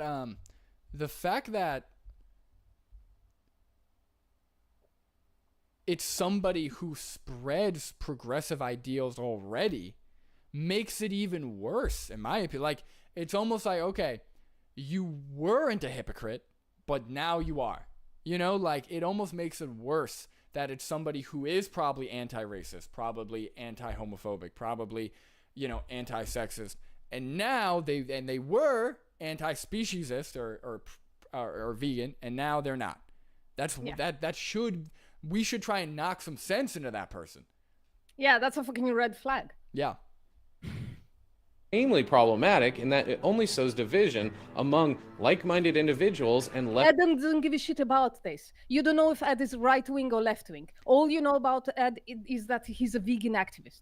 Also, if somebody aligns with my values but exploits animals or kills animals or whatever, I'm against that. Like, what am I supposed to be like? Oh, well, you know, we agree on 5 out of the 8 things that I care about, so I'm just not going to talk about the other 3. Like, what are you talking about? Yeah, let it slide. She only eats corpses of tortured animals again. In that case, liberals shouldn't debate amongst liberals because they align with most things. Why have any debates? Who cares? Yeah. Leftist groups.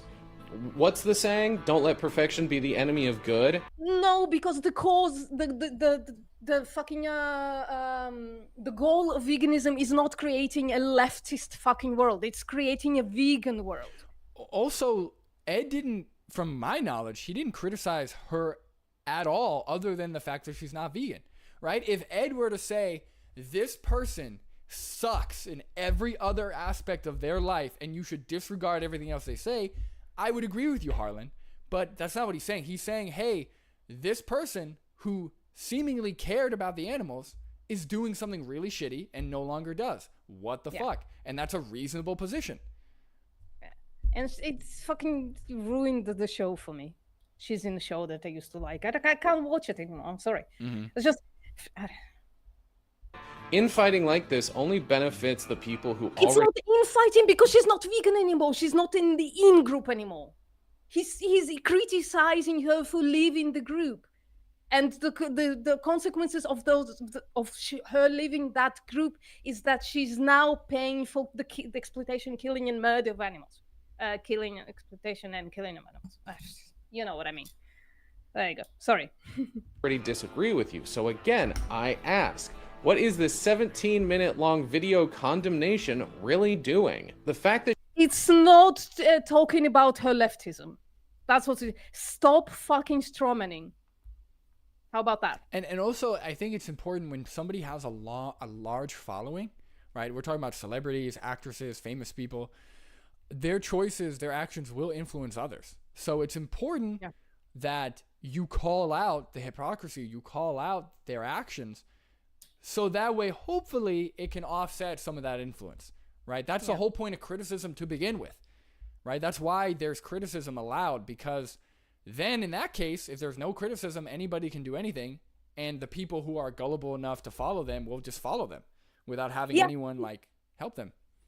Harlan would understand that point if she was sitting there at that late night show, right? And she was saying, listen, I used to not kick dogs, but now I'm back to kicking dogs because, I don't know, I think we should talk about the animal breeding and not about me kicking the dog, right? Hold on, I got it. I got the perfect thing. Harlan, why are you criticizing Earthling Ed, who aligns with almost all of your other values? Why are you criticizing Earthling Ed just because he does something with veganism that you don't like?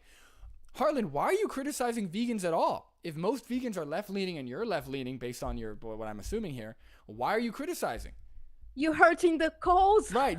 Why are you creating division amongst other people who are like-minded to you? Right? Yeah. He's honestly, he's doing the very thing that he's saying he's against because he's just gibberating. Harlan, And you're full it's of shit, a man. 30-minute video, guy, so you're doing worse than Ed.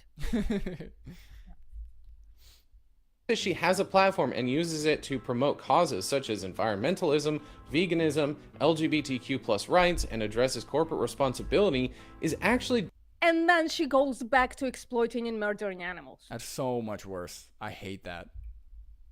doing the thing a lot of us ask of our celebrities, and yet it's still not enough. Yeah, because she used to not exploit and murder animals, and now she's gone back to exploiting and murdering animals. And Also- she says that we shouldn't, blame her for it. We should blame the corporations. Also, that's a very low bar to set. He's like, Yeah. she's anti-homophobic, anti-sexist, anti-racist. She's doing amazing. It's like, okay, are those the bars we want to set? Like, that's the bar? Like, as long as, as a celebrity, you're those things, then you're good. You don't have to worry about anything. Like, for one, those should be givens. And anyone who isn't those things, I don't want to associate with. And then the vegan Harlan, thing, I mean... if she's protecting the LGBTQ rights, right? And all of a sudden she goes on a late night show and says, I decided that gay people should burn in hell, and I'm no longer supporting Prop 8 or whatever. Mm-hmm. Yeah, I bet Are you going Harlan... to make a video about that, Harlan? Are you going to criticize her about that decision? I was going to say Harlan would be the first person to have a problem with that, probably, right? So I don't see how you can't understand why vegans would do the same thing when she goes back to exploiting animals. Yeah. He has a perceived contradiction, saying her arguments weaken veganism by suggesting that individual efforts are not as impactful compared to corporate responsibility. I just think that True. the pressure needs to be put on corporations who do a lot of the damage to our environment, and less so like on the individual. See, but again, damage to the environment is one thing, but personal responsibility to not exploit and kill other animals is another thing, right? Like, even she's strawmanning the Even fucking she's strawman. Even she is putting veganism as if it's an environmental choice and not a moral position for the animals. And I bet Ed is about to say just that. He basically says that there's no real point to her being vegan because we need corporations to change. They're the ones doing all the damage, so why should she change? Because she's just one person, so she's not going to make a difference. But then she also says, it's super important for people to be vegan. Why? Why is it She super does say important? that in the video. It either is super important for us to be vegan, or us being vegan makes no difference, and it should be on corporations to change because they're the ones causing all the problems. This isn't an That's a great question. Because in the video, she says, I think it's super important for people to be vegan, but I can't, or she says something like, I'm not vegan anymore or something. Yeah. So that is kind of contradictory. Either it is important that people should be vegan and personal choice does matter, or it isn't. You can't have both. Otherwise, you have a contradiction. Yeah. And Harlan shows that contradiction. He's going to say that it's a contradiction, right? either or scenario, Ed. Her point isn't that individual action is pointless, but that systemic change through corporate responsibility will yield greater impact. So if she Sure, doesn't obviously. think that it's pointless to be for her to be vegan, why isn't she vegan anymore? Right. And also, I mean, that's obvious, right? If Purdue shut down all their factories, that's going to make a huge impact on the individuals that are in their factories, right? Obviously, that's going to make a huge impact on animal exploitation. But when it comes to animal exploitation, it really is rooted in personal values. Like, it's not one of those things where, like, I don't think anybody has personal values that, hey, we should drain all the oil from the planet, right? That's a corporation decision, right? Hey, we should tear down all the trees, right? That's a corporation decision based on like, and again, those are like caring. That's like falls in line with caring about the environment. But when it comes to animal exploitation, I have met very few people in my life that weren't vegan.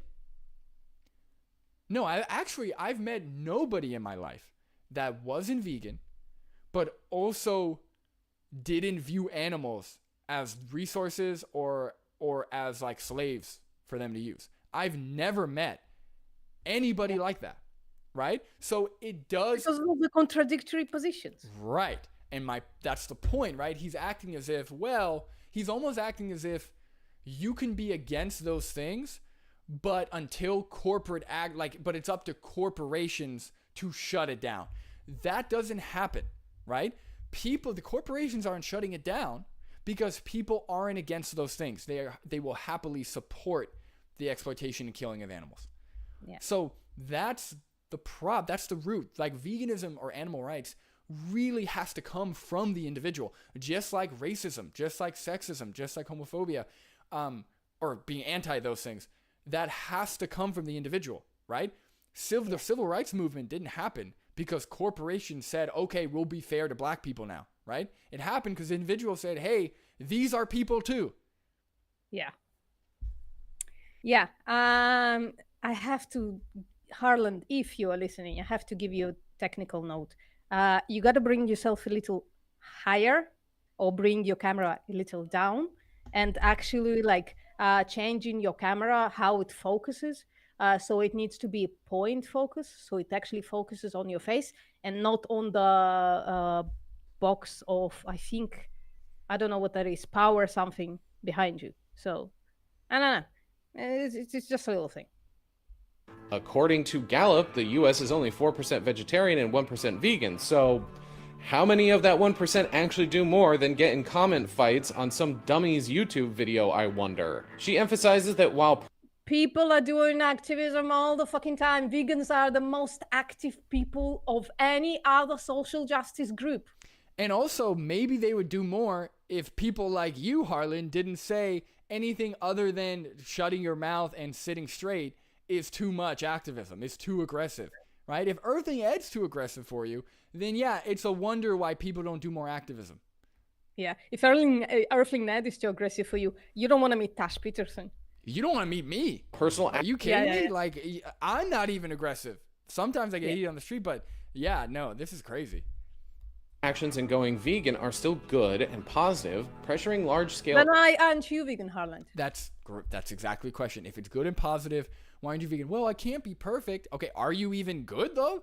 Like, if we're not talking about perfection, we're talking about bare minimum, right? Yeah. I think giving black people equal rights is good and positive. Okay, why don't you give black people equal rights? Well, I've got so many other things to worry about. I can't be perfect.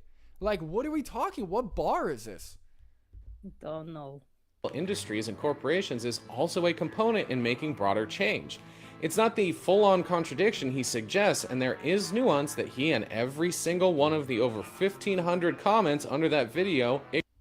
It is a literal fucking contradiction. She says that it's important for people to be vegan, and then she says it's not important for her to be vegan because corporations, though. That's a literal fucking contradiction, and that's like just like escaping.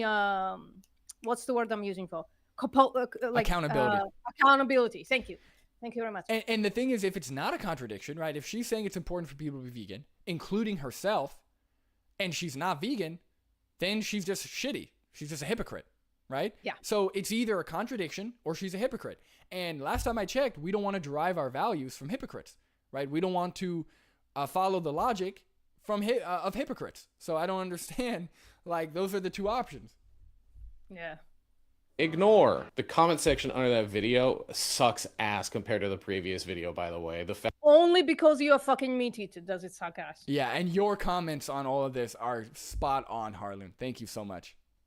The fact that there doesn't seem to be a single dissenting voice means either the YouTube algorithm is really good at giving people what they want, which we all know it's not, or that Ed just hit every comment that disagreed. One thing it's even clear to the fucking meat eaters, I think, how shitty her logic was.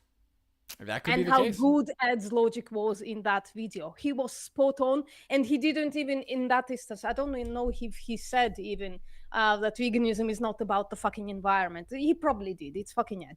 But I think his logic was absolutely on point in that video. Yeah. I think even meat eaters fucking recognize how shitty that person was. The one on Late Night Show. Yeah.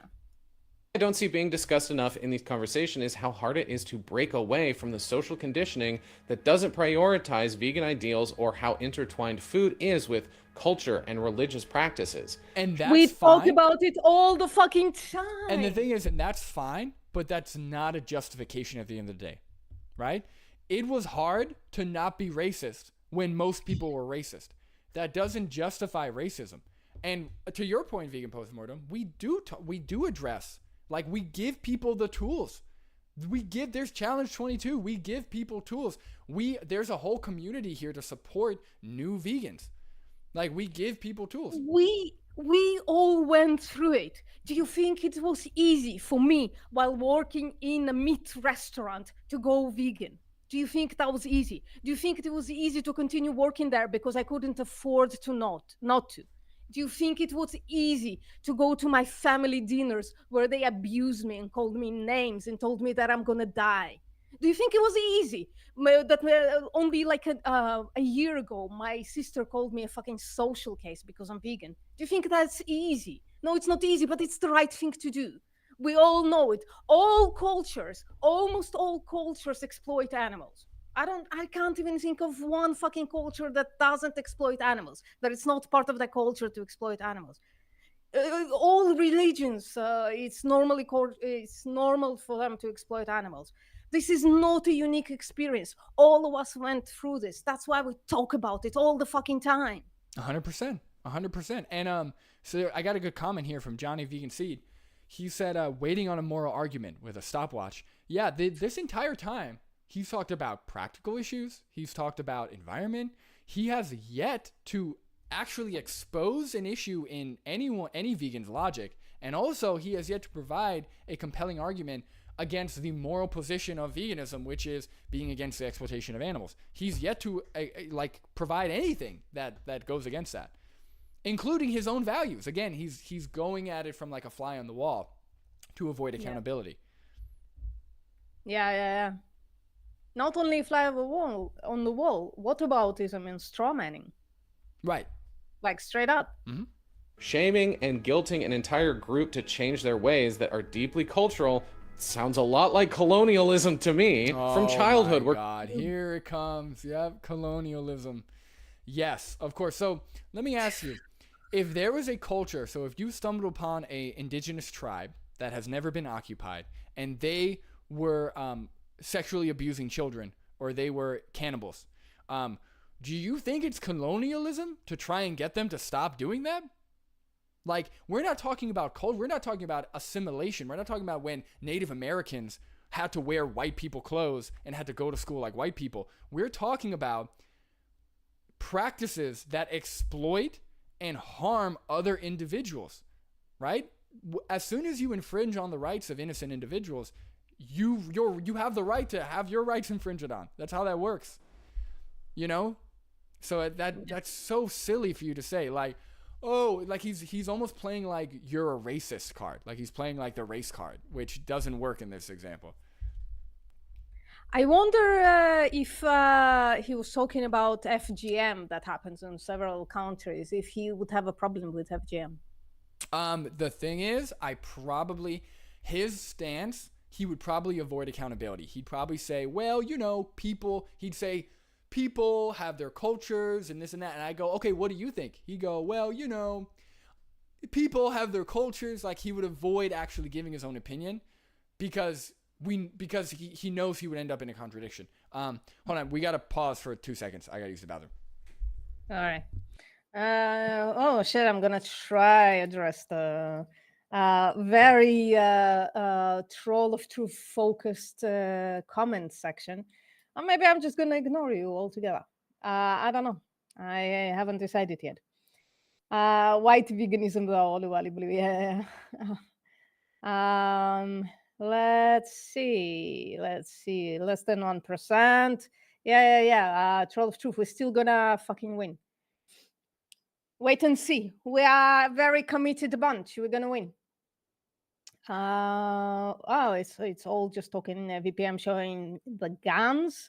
The guns have gone down, unfortunately. I mean, that's puny because I haven't picked anything heavy for like 2 months because of this finger, this stupid fucking finger. But the second I'm taking that off, I'm going back to hardcore, I don't know, doing something with my body.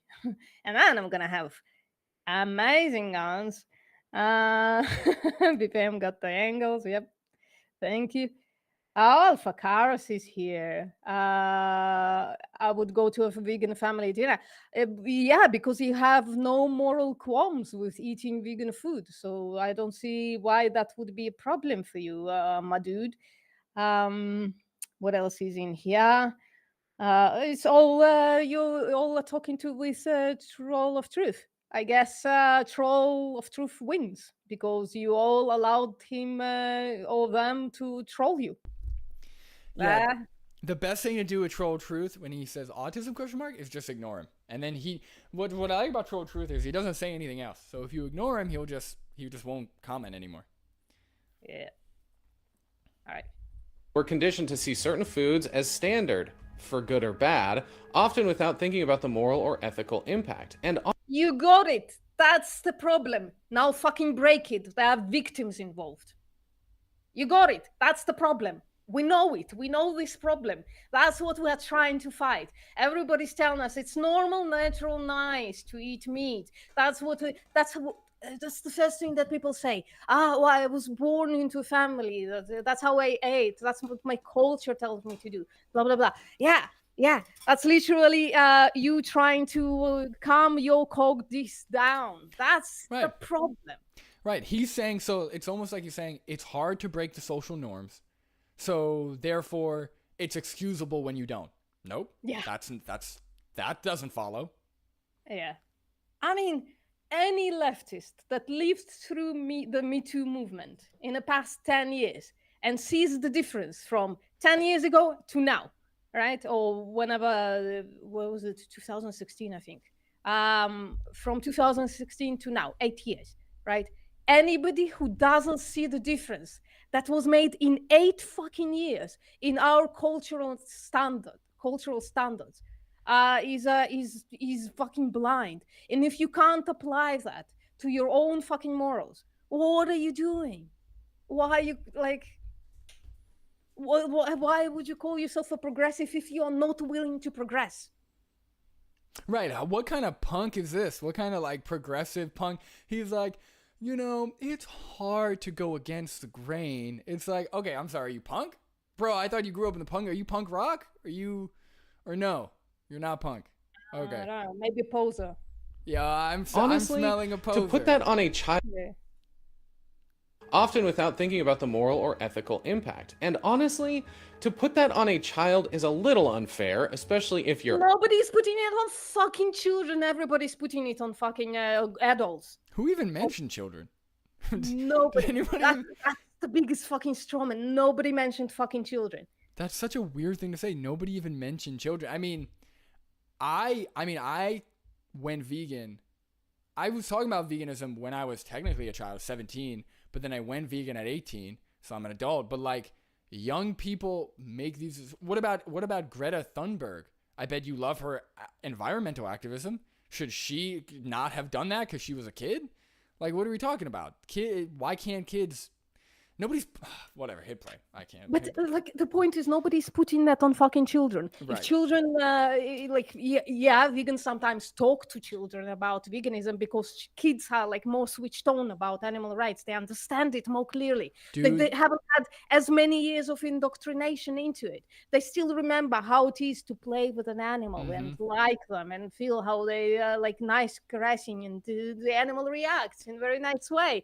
They remember that shit. They're not cynical pieces of shit who are sitting in their garage talking about strawmanning the vegan movement. Right. And the thing is, when I talk to kids, if they're like younger, like middle school or something, I'll say like, look, I understand that you don't necessarily have the say of what is bought in the home right now, but it's important to think about these things because one day you will have to make these decisions.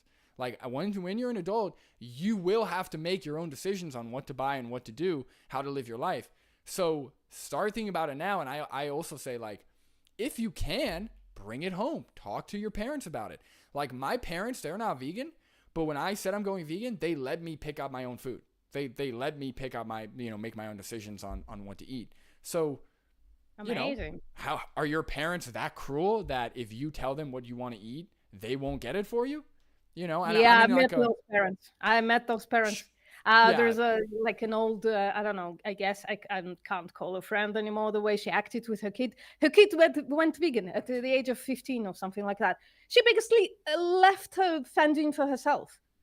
Yeah, I don't understand that. That's parents who, I don't want to go on tangent, but I will just say parents who only love their kid as an extension of themselves and not as an individual.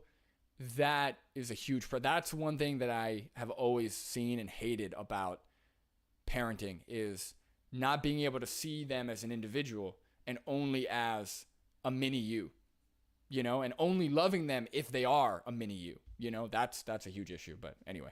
Yeah. But literally nobody mentioned kids in this fucking conversation. This is the first time we're hearing about it, and literally no vegan puts that on kids. Every fucking activist that talks to kids, they talk about food agency as well.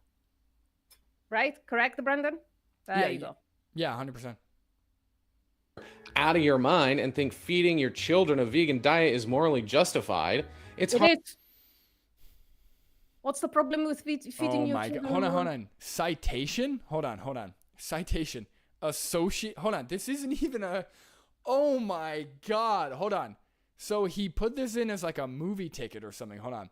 Citation. Associated Press, which is a news article.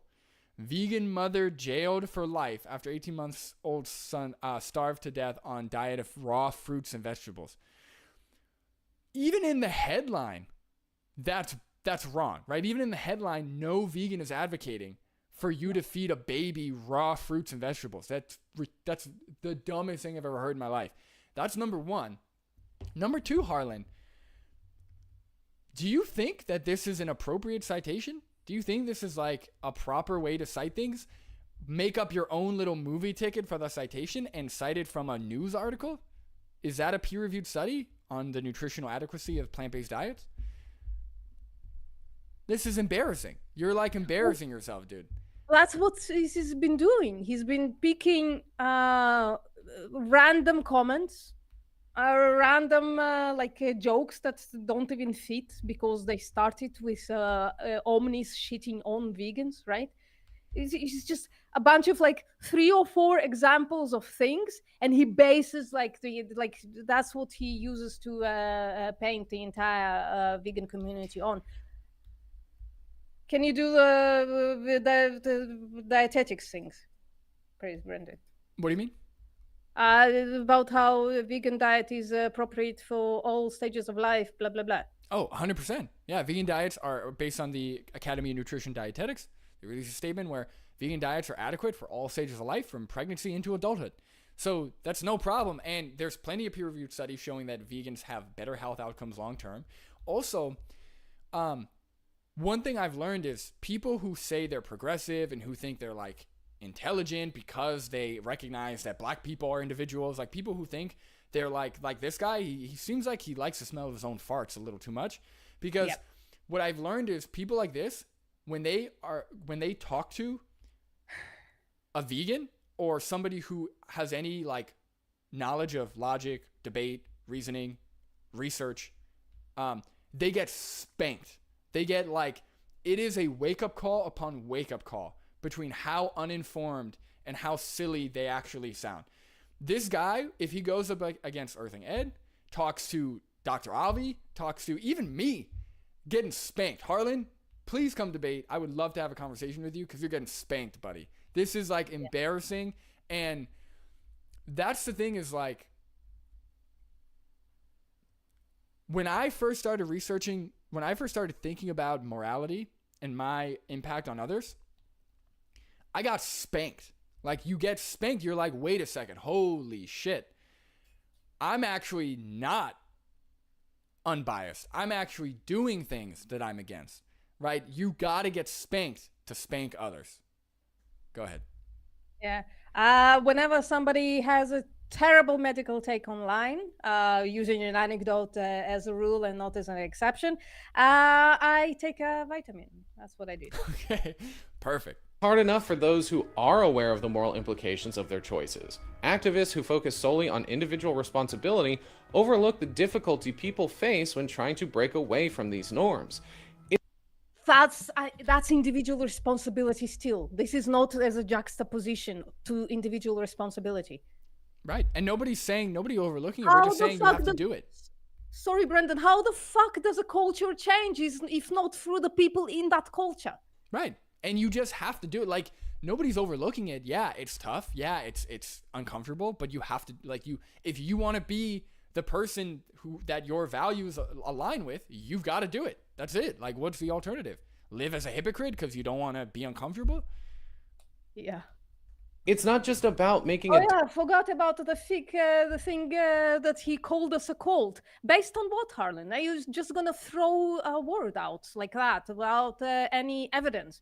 Even fucking anecdotal evidence would suffice. There are vegan cults. Doesn't mean that veganism is a cult. I have a series on my channel called where we're going through the bite model for both veganism and meat eating.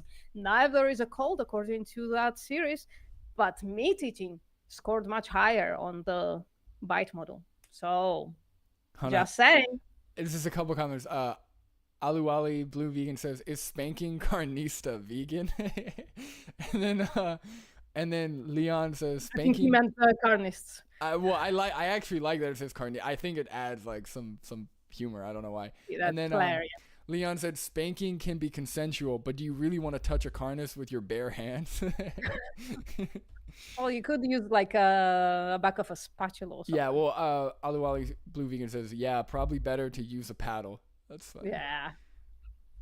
different choice. It's about unlearning behaviors and values that have been taught as normal and acceptable. Yeah. Failing to acknowledge the role of social conditioning makes it seem as if people are simply choosing to. Nobody fucking failing to acknowledge it. We acknowledge it all the fucking time. In fact, I'm saying that's the problem. That's the main problem that we can't, that's the hurdle, the hugest fucking hurdle that we can't seem to jump over. Yeah. No, I don't like people who are uninformed or people who think like who have wrong ideas about what happens to animals. It's not their fault. That's what they were taught. That's what was advertised.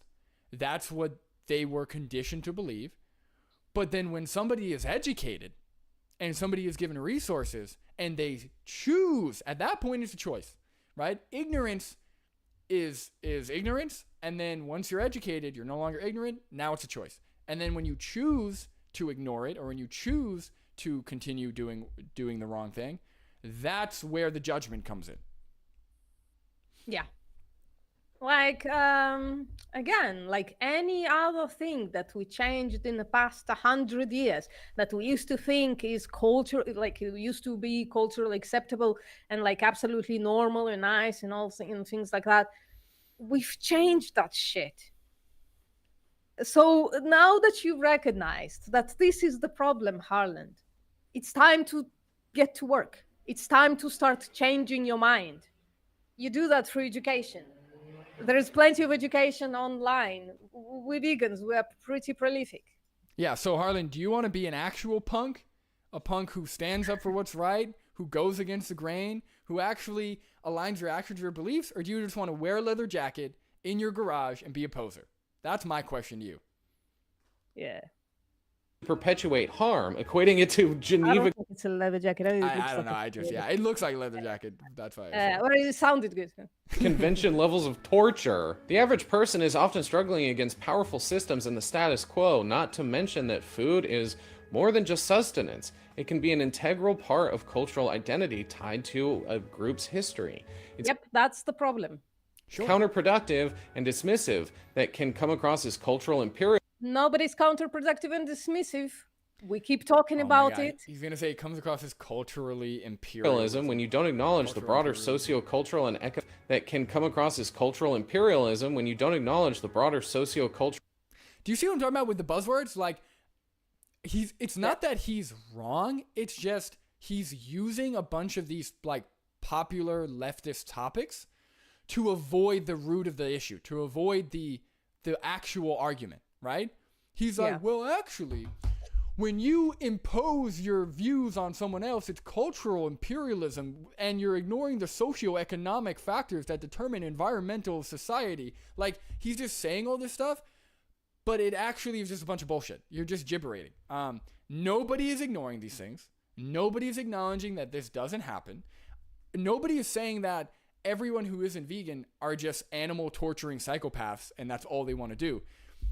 But again, that's not all of those things, socioeconomic factors, social influence, culture, tradition, they're not justifications for the action to continue. Yes, Troll of Truth. Descendants of slaves eat animals because they have the same problem that the rest of the world does. They see some injustices, but they don't see other injustices. Yeah, most people do that. Same thing with LGBTQ+, same thing with women, same thing with a lot of groups that have been oppressed, have a hard time seeing other groups that are oppressed as well, yeah. But they are more likely to. LGBTQ are more likely to be vegan. Is that true? Yeah. Oh, I didn't know that. At least where I am, like LGBTQ is like, I don't know, I can't give percentage, but like a huge amount of LGBTQ people are vegan. I mean, that makes sense though, right? Like if you think about it, that makes sense. Women are more likely to be vegan than men. Well, I heard that, yeah, actually women, like, I think it's like 70% of the vegan movement is made up of women or something. Not unfortunately, but I'm saying like I wish more men were vegan. Yeah. But yeah, and I think I read, don't quote me, but I think I read that black people were the biggest, or like the group of people that are going vegan the fastest, or at the highest numbers. Growing, yeah. Which is really, I mean, it makes sense, right? I don't. Yeah. Economic context that shape people's choices. Harlan, do you see how we don't ignore it and we actually talk about it like all the fucking time? We have these nuanced conversations like on a daily basis.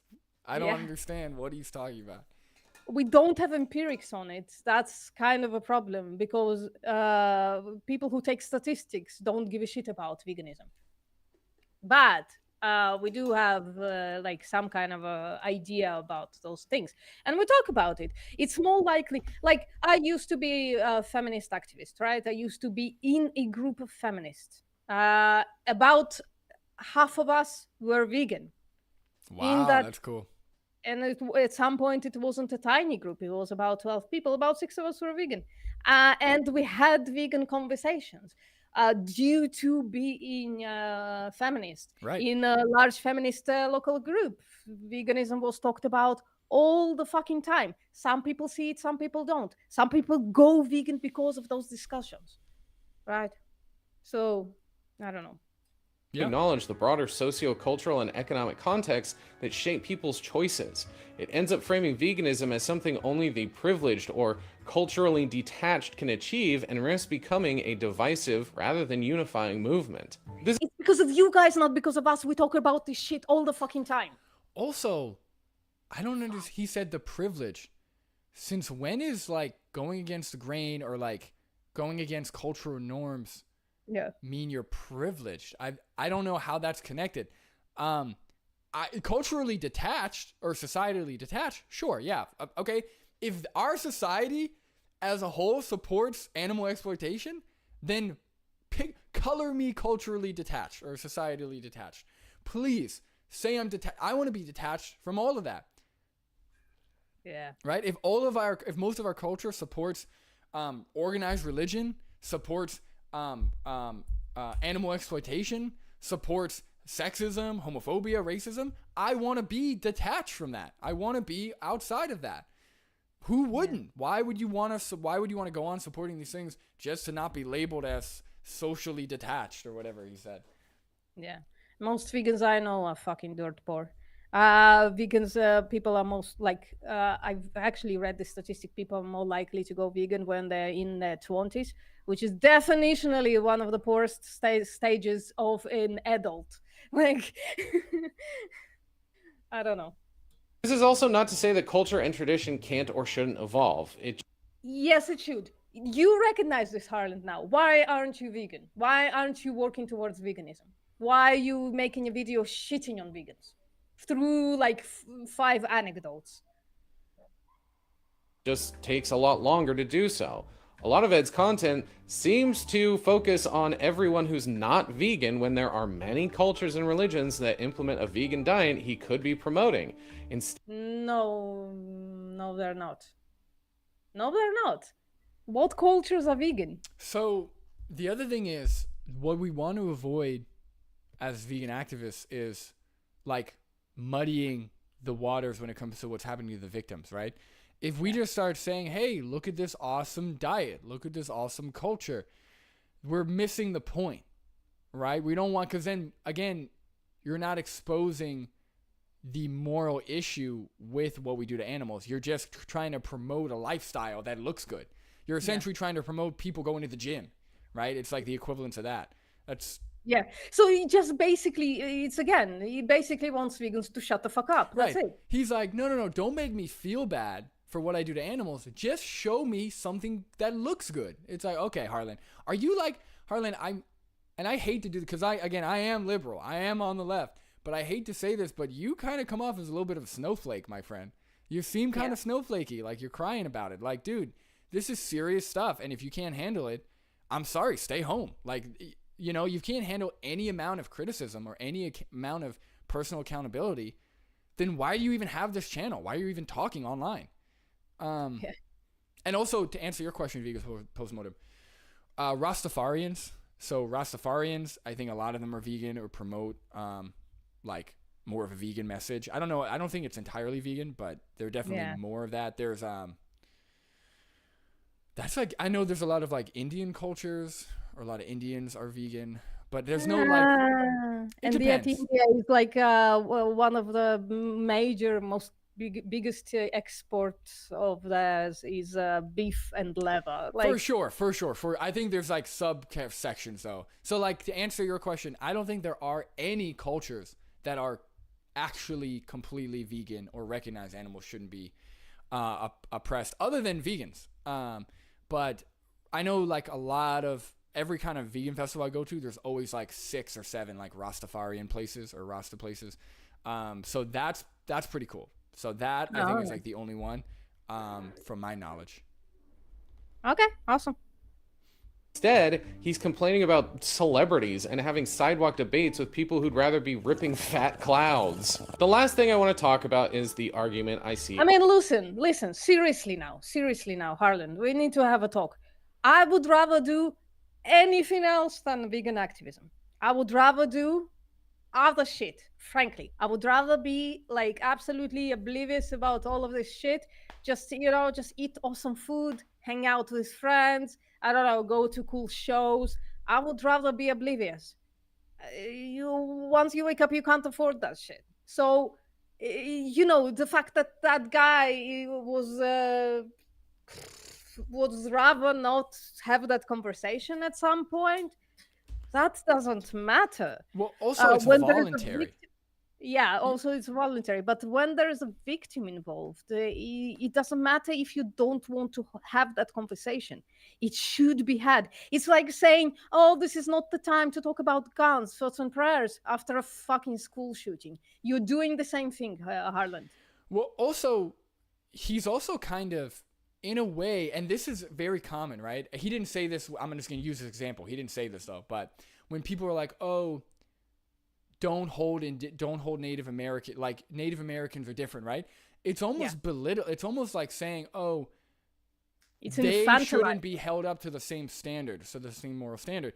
This guy who's vaping, you're almost belittling. You're almost saying like, "Oh, dude, he's stupid. He just wants to vape. He's stupid.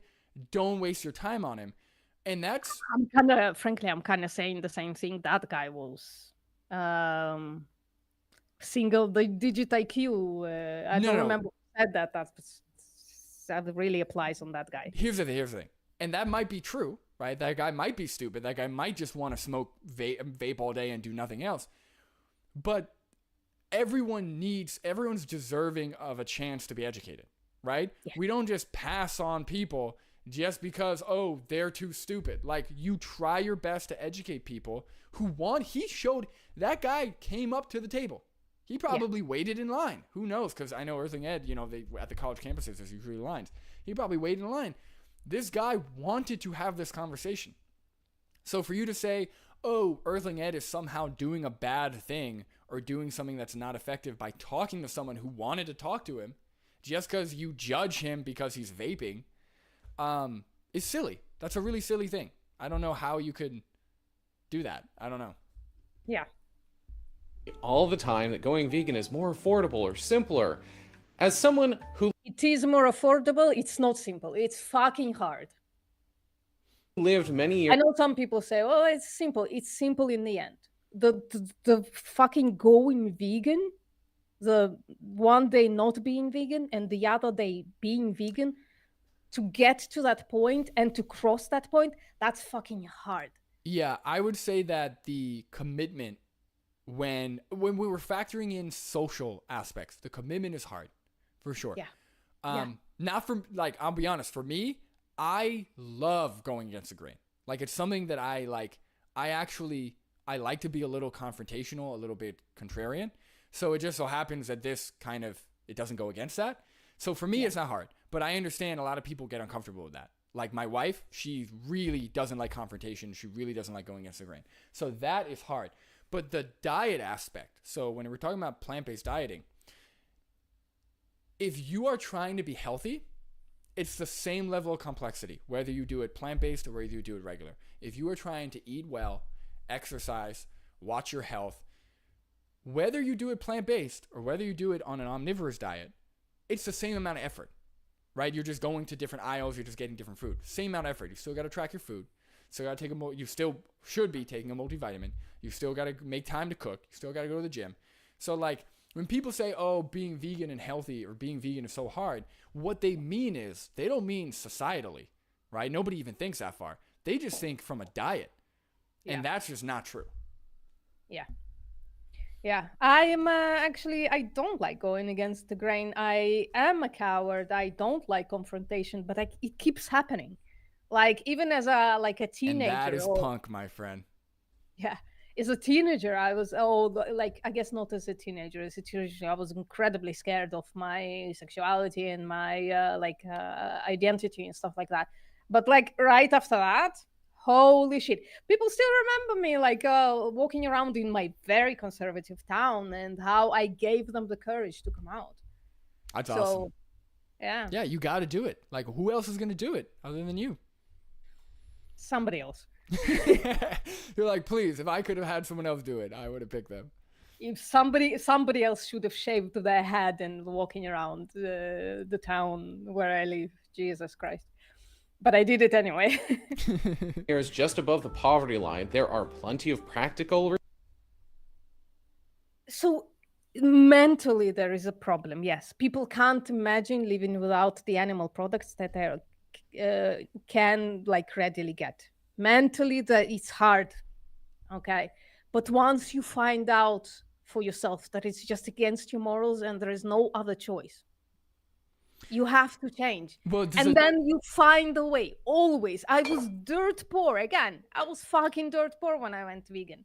I had to continue to be in a situation where I didn't want to be, working with animal products when I went vegan. But I made it work. And this is what I say all the time is there's a certain baseline of moral concern you have to reach in order to make the switch. Because I talk to people all the time who acknowledge their hypocrisy.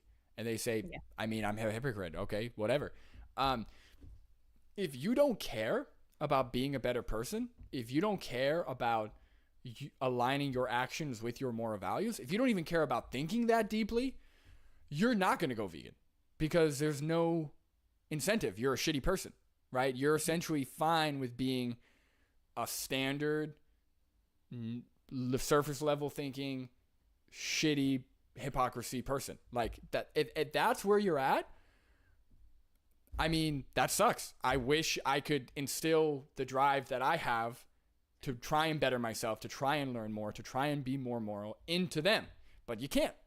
So that's the thing is, there's like a certain, somebody has to care. And if you say you care and you're not vegan, then we got a problem.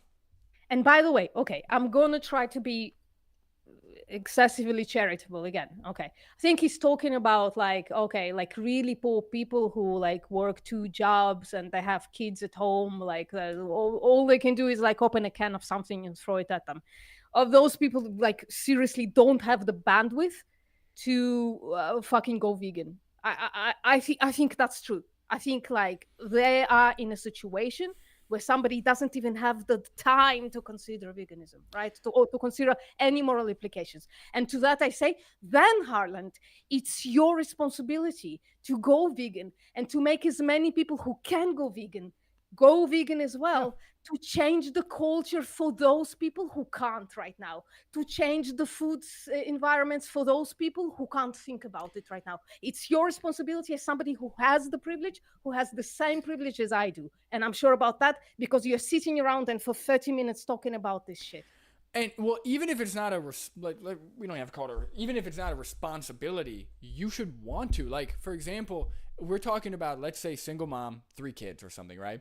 Now, there's a lot of issues as to how there ended up a single mom with 3 kids. There's a lot of socioeconomics, a lot of dynamic issues. There's like a lot of other issues. But the point is, it's a single mom with 3 kids, right?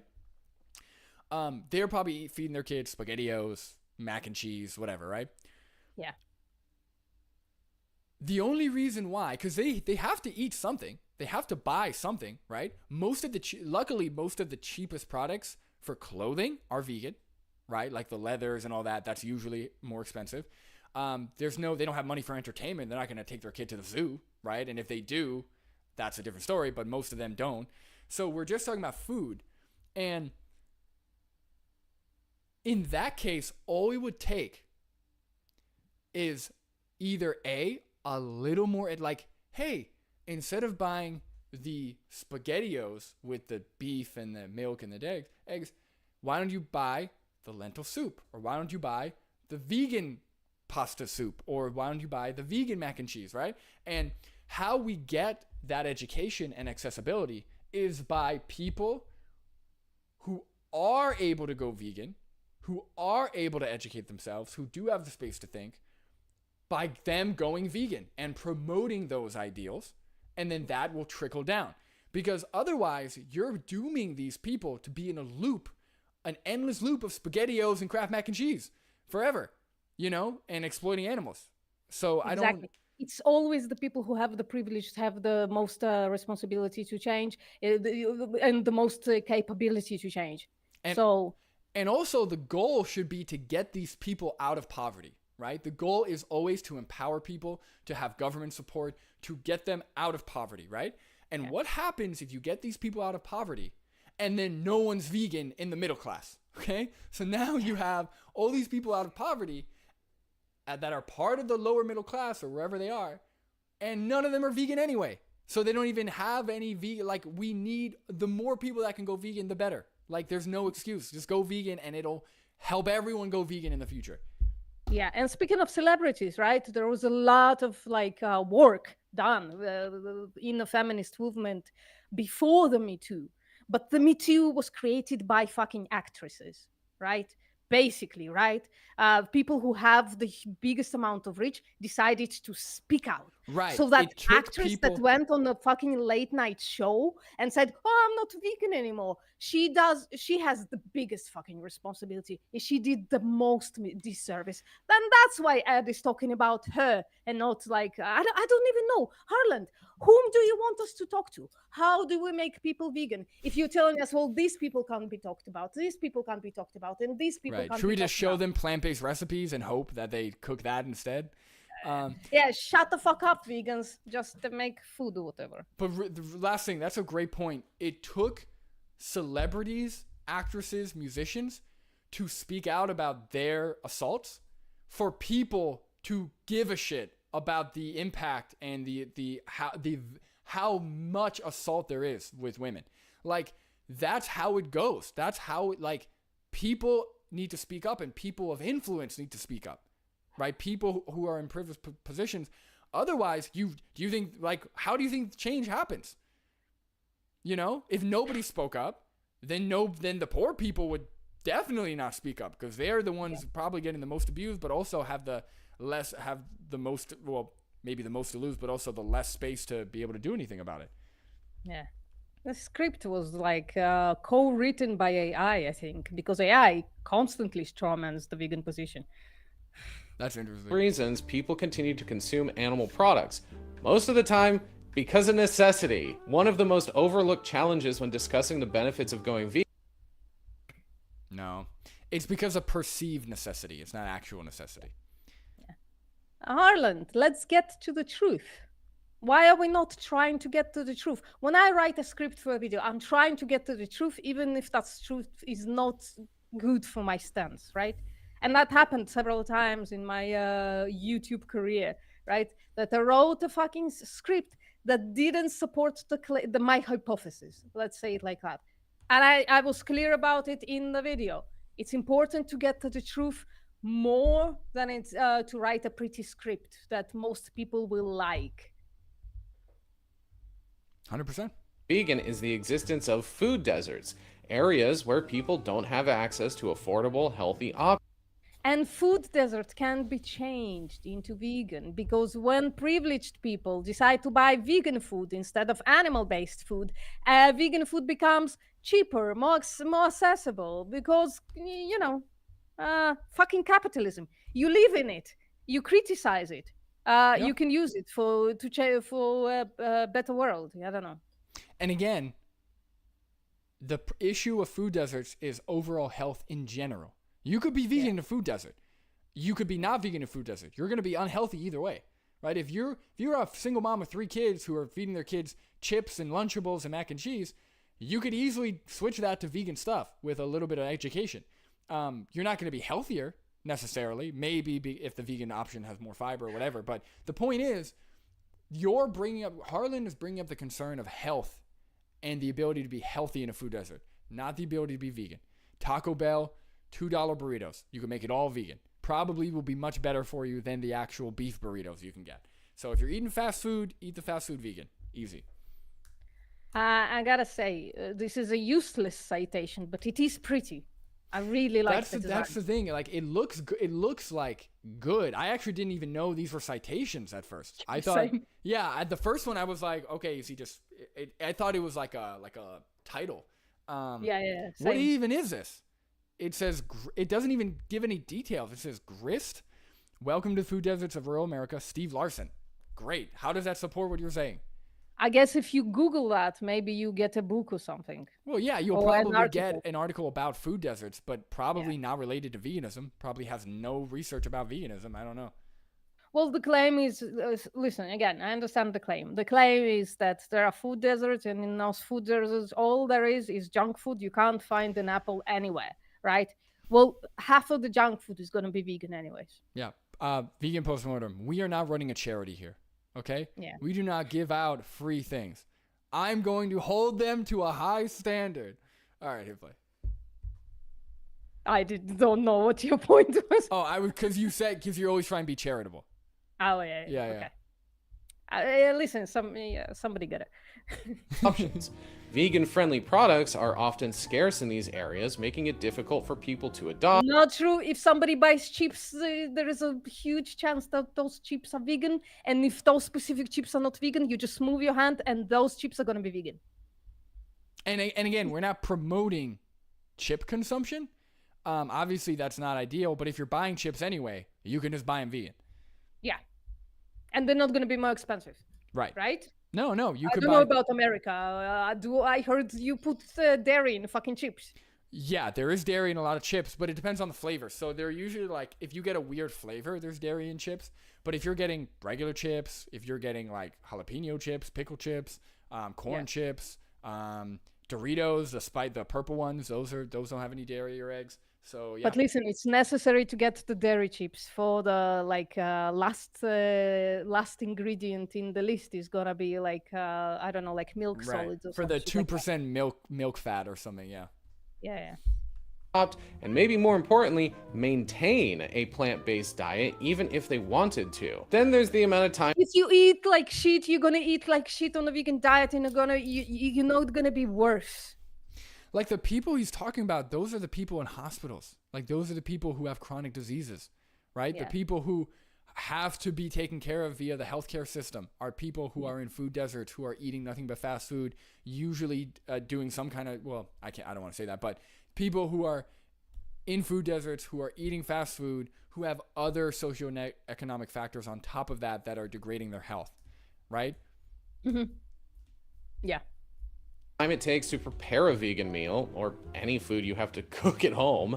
The single mother working 2 jobs in rural Nebraska probably isn't too concerned with finding ethically sourced produce when she's more concerned with just making sure one of her 4 kids doesn't die than she is about what her carbon footprint is or how many chickens died to make her pot pie. She'd rather microwave a tray of bagel bites for her picky kids before she has to go pull a double at the local Waffle House. Sure. And the thing is, that's fair enough. Like, the thing is, like, yeah, that's a societal issue. That's a socioeconomic issue. But that has nothing to do with why veganism is a bad position. Veganism, this doesn't debunk veganism. It just exposes another layer of issues within our society. That's all. Yeah, and we literally talk about this all the time as well. Oh, yeah. They're like literal huge accounts that talk about these things, these issues. People who says just grow your own food, not everyone has this. Nobody in the fucking vegan community says that. No, we know how unrealistic it is. We all live in small fucking apartments. The only people who say that are anti-vegans and carnivores. That's about it. Yeah. So I think he searched what are the claims against veganism. He's never bothered to search what are the vegan arguments. Seems like it. Space to grow a fucking garden in their backyard. Most people Exactly, nobody has that. So no vegan says that. Seriously. can barely keep a succulent alive, let alone a whole ass row garden of seasonal vegetables. Right. And any pre-made or frozen vegan options are also expensive, typically because of production costs, niche markets, and marketing strategies. One major factor is that many vegan products are made on a smaller scale, which increases the cost of its main. And that's the problem. You should go vegan, so that changes. And also, Ireland. to be honest, again, like, yes, is it more expensive than cooking? Absolutely. But pre-made meals aren't that expensive. I don't cook. I'm just going to be honest, guys. I don't cook anything. The most thing I'll cook is a Beyond Burger. I don't cook. So I lived off of pre-made vegan meals for the last 3 to 4 years. I've lived off of nothing but vegan, just dinners. I mean, I make oatmeal, I'll make stuff like that, but I'll eat fruit. But I mostly make pre-made meals because I don't like to cook. B, I'm bad at cooking. And C, it allows me to be very quick and always have food. Because if I rely on my own cooking, then I'll end up buying food out anyway. And they're not that expensive. Like, it's easily, again, I make way less than 6 figures. I'm not going to tell you how much, but I make, like, I'm not rich by any means. I'm not in poverty, but I'm not rich. And I can afford pre-made meals no problem, right? Like it's fine, So yeah, we definitely live in different countries. It's so much more expensive to buy a pre-made meal here. I don't even know if a pre-made vegan meal exists. Maybe like accidentally vegan, but it's really no. far. We have a ton of stuff. So like here, a pre-made frozen meal is like $4. So it's like $4 a meal, which isn't bad. That's my takeout money. Oh, I guess yeah. Depending on what kind of meal. Now some are more. Especially if you buy, because I eat a lot, so especially if you get like multiple meals, then it gets a little pricey. Yeah. But again, that's not the problem of the poor people. Right. I'm sorry to say, people who can afford pre-made meals can afford vegan pre-made meals, right? Right. Well, I think he's saying that a lot of people can't afford vegan pre-made meals, but that's then not they're not buying pre-made meals at all, right? Are they? Right. Because like we said, the non-vegan pre-made meals are also more expensive. Are also more expensive than cooking. So either way, they're both more expensive than cooking. Yeah. Can you address the chat for a second? I'm gonna. Go for it. Yeah. Hello, everybody. thank you everyone for watching, for tuning in. There's a longer stream because I have actually nothing to do today. So that's why we're just hanging out. Normally I cap out at like 2 hours, but I've got like wide open schedule. It's raining over here.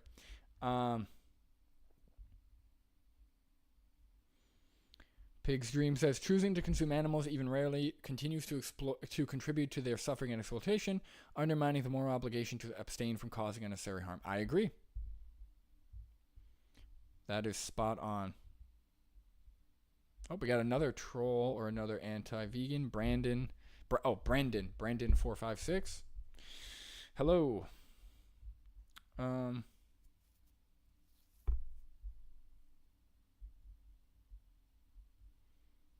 Johnny Vegan said most people don't reduce, reuse, and recycle because they are selfish. Yeah, I agree. Again, I think a lot of our inadequacies are framed as if we're like helpless, or as if we don't know better, or as if, oh, it's too hard, right? I think, and it's not necessarily all of our fault. I think our brains are kind of wired that way, right? Our brains are very good at coping. They're very good at making us feel better, right? When we don't want to feel bad. And that goes hand in hand with the actions we commit and our values, right? So like most people who don't recycle, which again, it's not really a moral issue, it's an environmental one, but most people don't recycle, or most people who pay for animal products, or most people who do other bad things to other people, they are selfish, or they are lazy, or they just don't want to do it, but they will rationalize their behavior, or they will cope by saying, oh, well, I can't focus on everything at once. Oh, well, I can't deal with it. Oh, well, I can't be perfect. Or no, it's too hard, it's too expensive. When in reality, that's not true, right? Because people buy shit. I'll tell you one thing. The amount of money that people spend on meaningless shit and who say they can barely afford to live, people have a lot more money than they think they do. And I know that because I don't buy anything. I'm like a really I don't buy shit. And on my salary, I can afford way more than I thought I could because I don't buy shit. All right? Yeah, So, Brandon, but it's kind of a self-feeding problem because people who don't have money, they don't know how to spend money. That's the problem. That's probably like the worst part is I agree with you. I think that the people who end up with lower amounts of money usually have been taught patterns of like really bad money managing habits. Yeah. Which is unfortunate. I just so happen to have like a low paying job, but I'm really good with money. So it ends up kind of working out. I don't know. Same. I'm pretty strict. Right. That's the key. Cause then you can, yeah, that's nice. Yeah. I do make terrible decisions sometimes, once in a while. I mean, we all have to. Holy shit, lose a lot of money. Part of being human. Yep. Right. We have not much left. Let's continue, I guess. Yep. Manufacturing. They're also then marketed as premium or ethical and let you know exactly how well the chickens were treated, which allows companies to charge more. That's not anything to do with fucking veganism. Yeah, we do not want you to use any chickens, ethical or otherwise. That's not vegan at all. Yeah. If he's saying that, oh, well, the animals that are treated nicely or nicer, they're more expensive. Vegans aren't advocating you buy those. Yeah. In fact, we keep talking about how it's absolute fucking bullshit. Yeah, it is all of bullshit. those marketing labels of ethical or whatever. The moralization of poverty, because not only can you not afford these things, you're also a bad person because... Can you afford beans and rice? Also, I never said anyone... Who's saying that people in poverty, like actual poverty, people struggling to survive are bad people? Nobody said that. We recognize It's really rooted in society. But Harlan, maybe you are one of them, but considering you have a YouTube channel and you are filming yourself, I don't think if you can afford a camera or afford whatever equipment you have, you're not one of those. And the people that Earthling Ed was talking to aren't one of those. They're all on college campuses. He goes to Ivy League schools to do those talks. So What are we talking about? Yeah. Now you know where your eggs come from and still chose the cheaper factory farmed ones, you piece of... Nobody in veganism advocates for like welfare eggs. Yeah. Fucking nobody.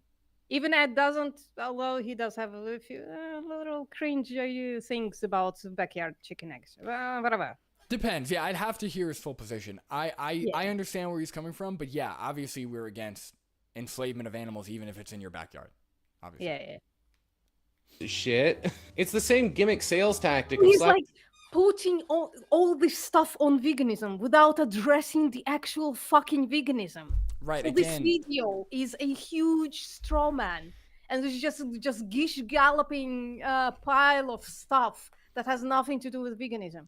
it's like he's grouping in the bullshit of welfareism and the more expensive products and the humane washing as if it's underneath veganism. And it's not at all. That's a whole. That's part of the animal agriculture system, buddy. That's on you. That's yeah. I don't know. Yeah.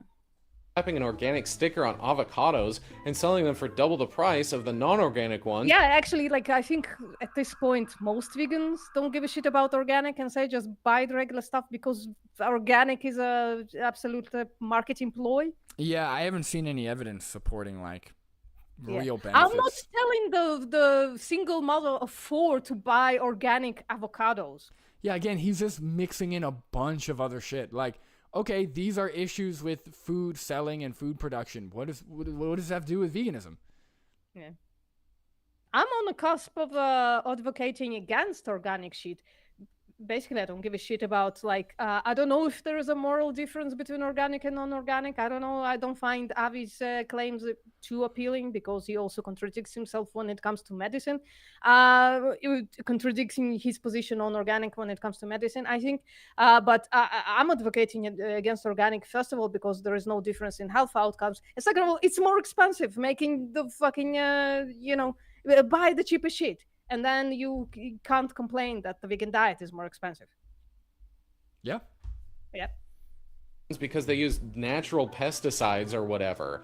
Companies can squeeze every penny out of the consumer by greenwashing products to sell their perceived environmental or health benefits, even when those benefits may be minimal or misleading. Listen, maybe you don't care about the environment or give a shit about whether a tuna fish has hopes and dreams and you're vegan for health reasons.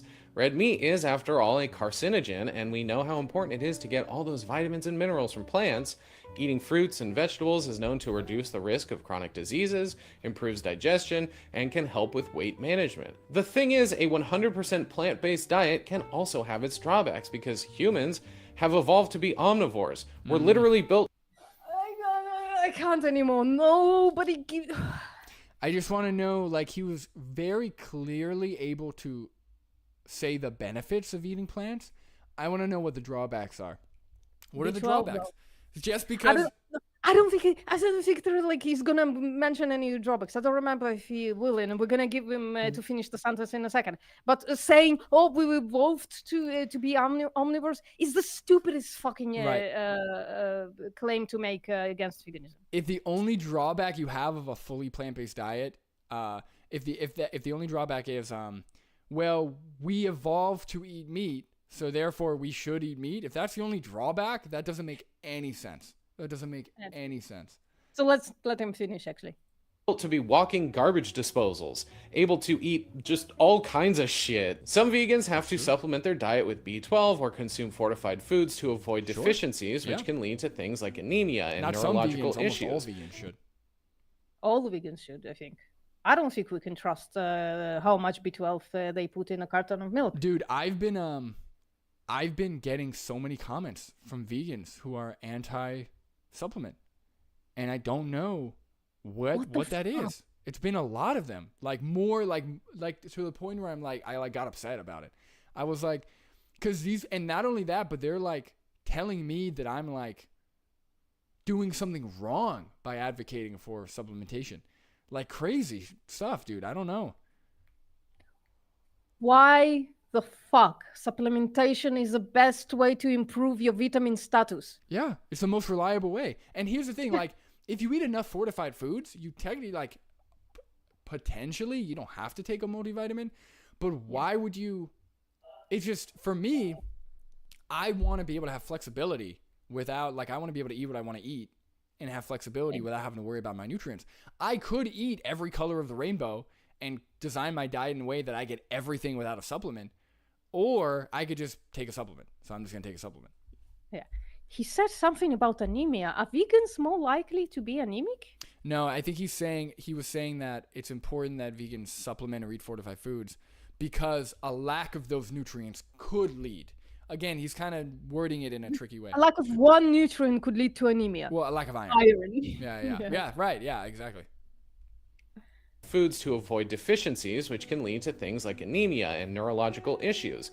You may also need to supplement iron and zinc, as the forms found in plants are less. Gibberish generator. Again, He's this like, guy has no. That's the problem. He is outside of his element. He has no clue as to what he's talking about. No clue. Like, I guess I'm like too charitable and too careful, right? Because sometimes I really want to do like a video on a certain subject, but if it's a subject I'm not familiar with, like if it's like somebody's online presence or something like that, I'm clearly not gonna go watch like hundreds of thousands of hours of that content. That's why I'm not doing videos about those people, because I'm afraid to fucking strawman them, right? But this guy, he is not afraid of that. He's Right. not No, afraid. well, yeah, most people who go up against vegans, they have no problem with like inconsistency with their evidence. They have no problem with logical inconsistencies. They have no problem with straw manning. They have no issue, which is part of the problem, which is why they're not vegan in the first place. But I don't want to just say this guy doesn't know what he's talking about and not explain. What he's saying is, right, number one, vegans should be consuming a multivitamin and or fortified foods to eliminate or to reduce the risk of deficiencies. Absolutely. I don't see anything wrong with that. That's great. They're very cheap, and in fact, I would argue most people should be taking some kind of multivitamin, but vegans, they're not excluded from that. Number two, he said iron and zinc are less bioavailable. He's about to say less bioavailable in plants. In theory, so I mean, the iron in plants isn't the same isn't heme iron, so it's different. Same thing with vitamin A, how it's beta carotene instead of retinol. But in real world practice, right, in real world application, if you eat enough food and you get enough of that vitamin, you're gonna be fine. Your body will convert what it needs. Right? Yeah. So there is like the iron is less bioavailable, but there is more of it in the vegan food, in the plant food. And if you take vitamin C with it, if you take a multivitamin that has those vitamins, you're good. Also, and sorry, one last thing, just to be really, really clear, vitamin A, even for the lowest converters, all you have to do is eat this sized carrot every single day. That's it. Yeah, or one sweet potato. Yeah, sweet potato, or again, like even my vitamin water has 40% of vitamin A in it. Like 40%. Like, are you serious? And what's it called? What was I gonna say? The iron. I don't remember. But yeah, that's essentially it, right? So like, yes, essentially what he's saying is, if you are alive and you're eating food, you have to watch your nutrient intake. Duh. Shocker.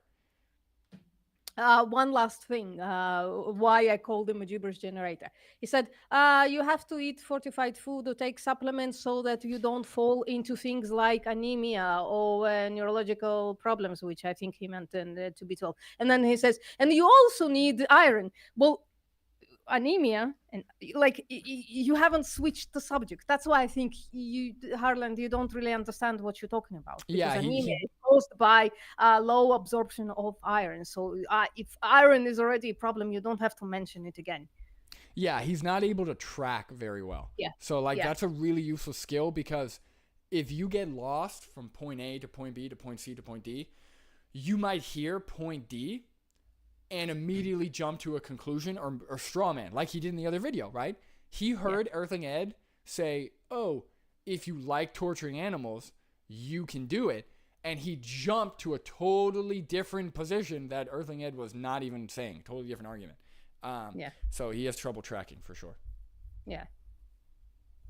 readily absorbed by the body. Omega-3s that are typically found in meat and are crucial for heart and brain health are severe. Omega-3s like EPA and DHA, those aren't even necessary. Like, what you need is ALA, and that comes from plants. Yeah, and you can convert Severely ALA. lacking in Sorry? Yeah. You can convert ALA. Yeah. But I don't think even if that's necessary. But is there a lot of omega-3s in beef? No. In meat? No, in fish. Maybe he typically. means fish meat. I don't know. are typically found in meat and are crucial for heart and brain health are severely lacking in They're vegan. not crucial for heart health and brain. They might have some. Sorry about that. If you can hear that shit. No, that was loud. Yeah, it was crazy. Holy fuck! I apologize. No, there's it's cool. It was cool. It wasn't like unnecessary. It was just kind of scary. Hope everything's Yeah, alright. sorry about that. I live in a very strange place. Anyways, what the fuck I was talking about? Oh, you don't. It's not necessary for for brain and heart health. It's beneficial. It's necessary in infants and can be supplemented vastly, and it's beneficial in adults, like older people, maybe. Right now, there is some evidence that it might hinder absorption of the omega-3s that you actually need to get through your diet, which is ALA.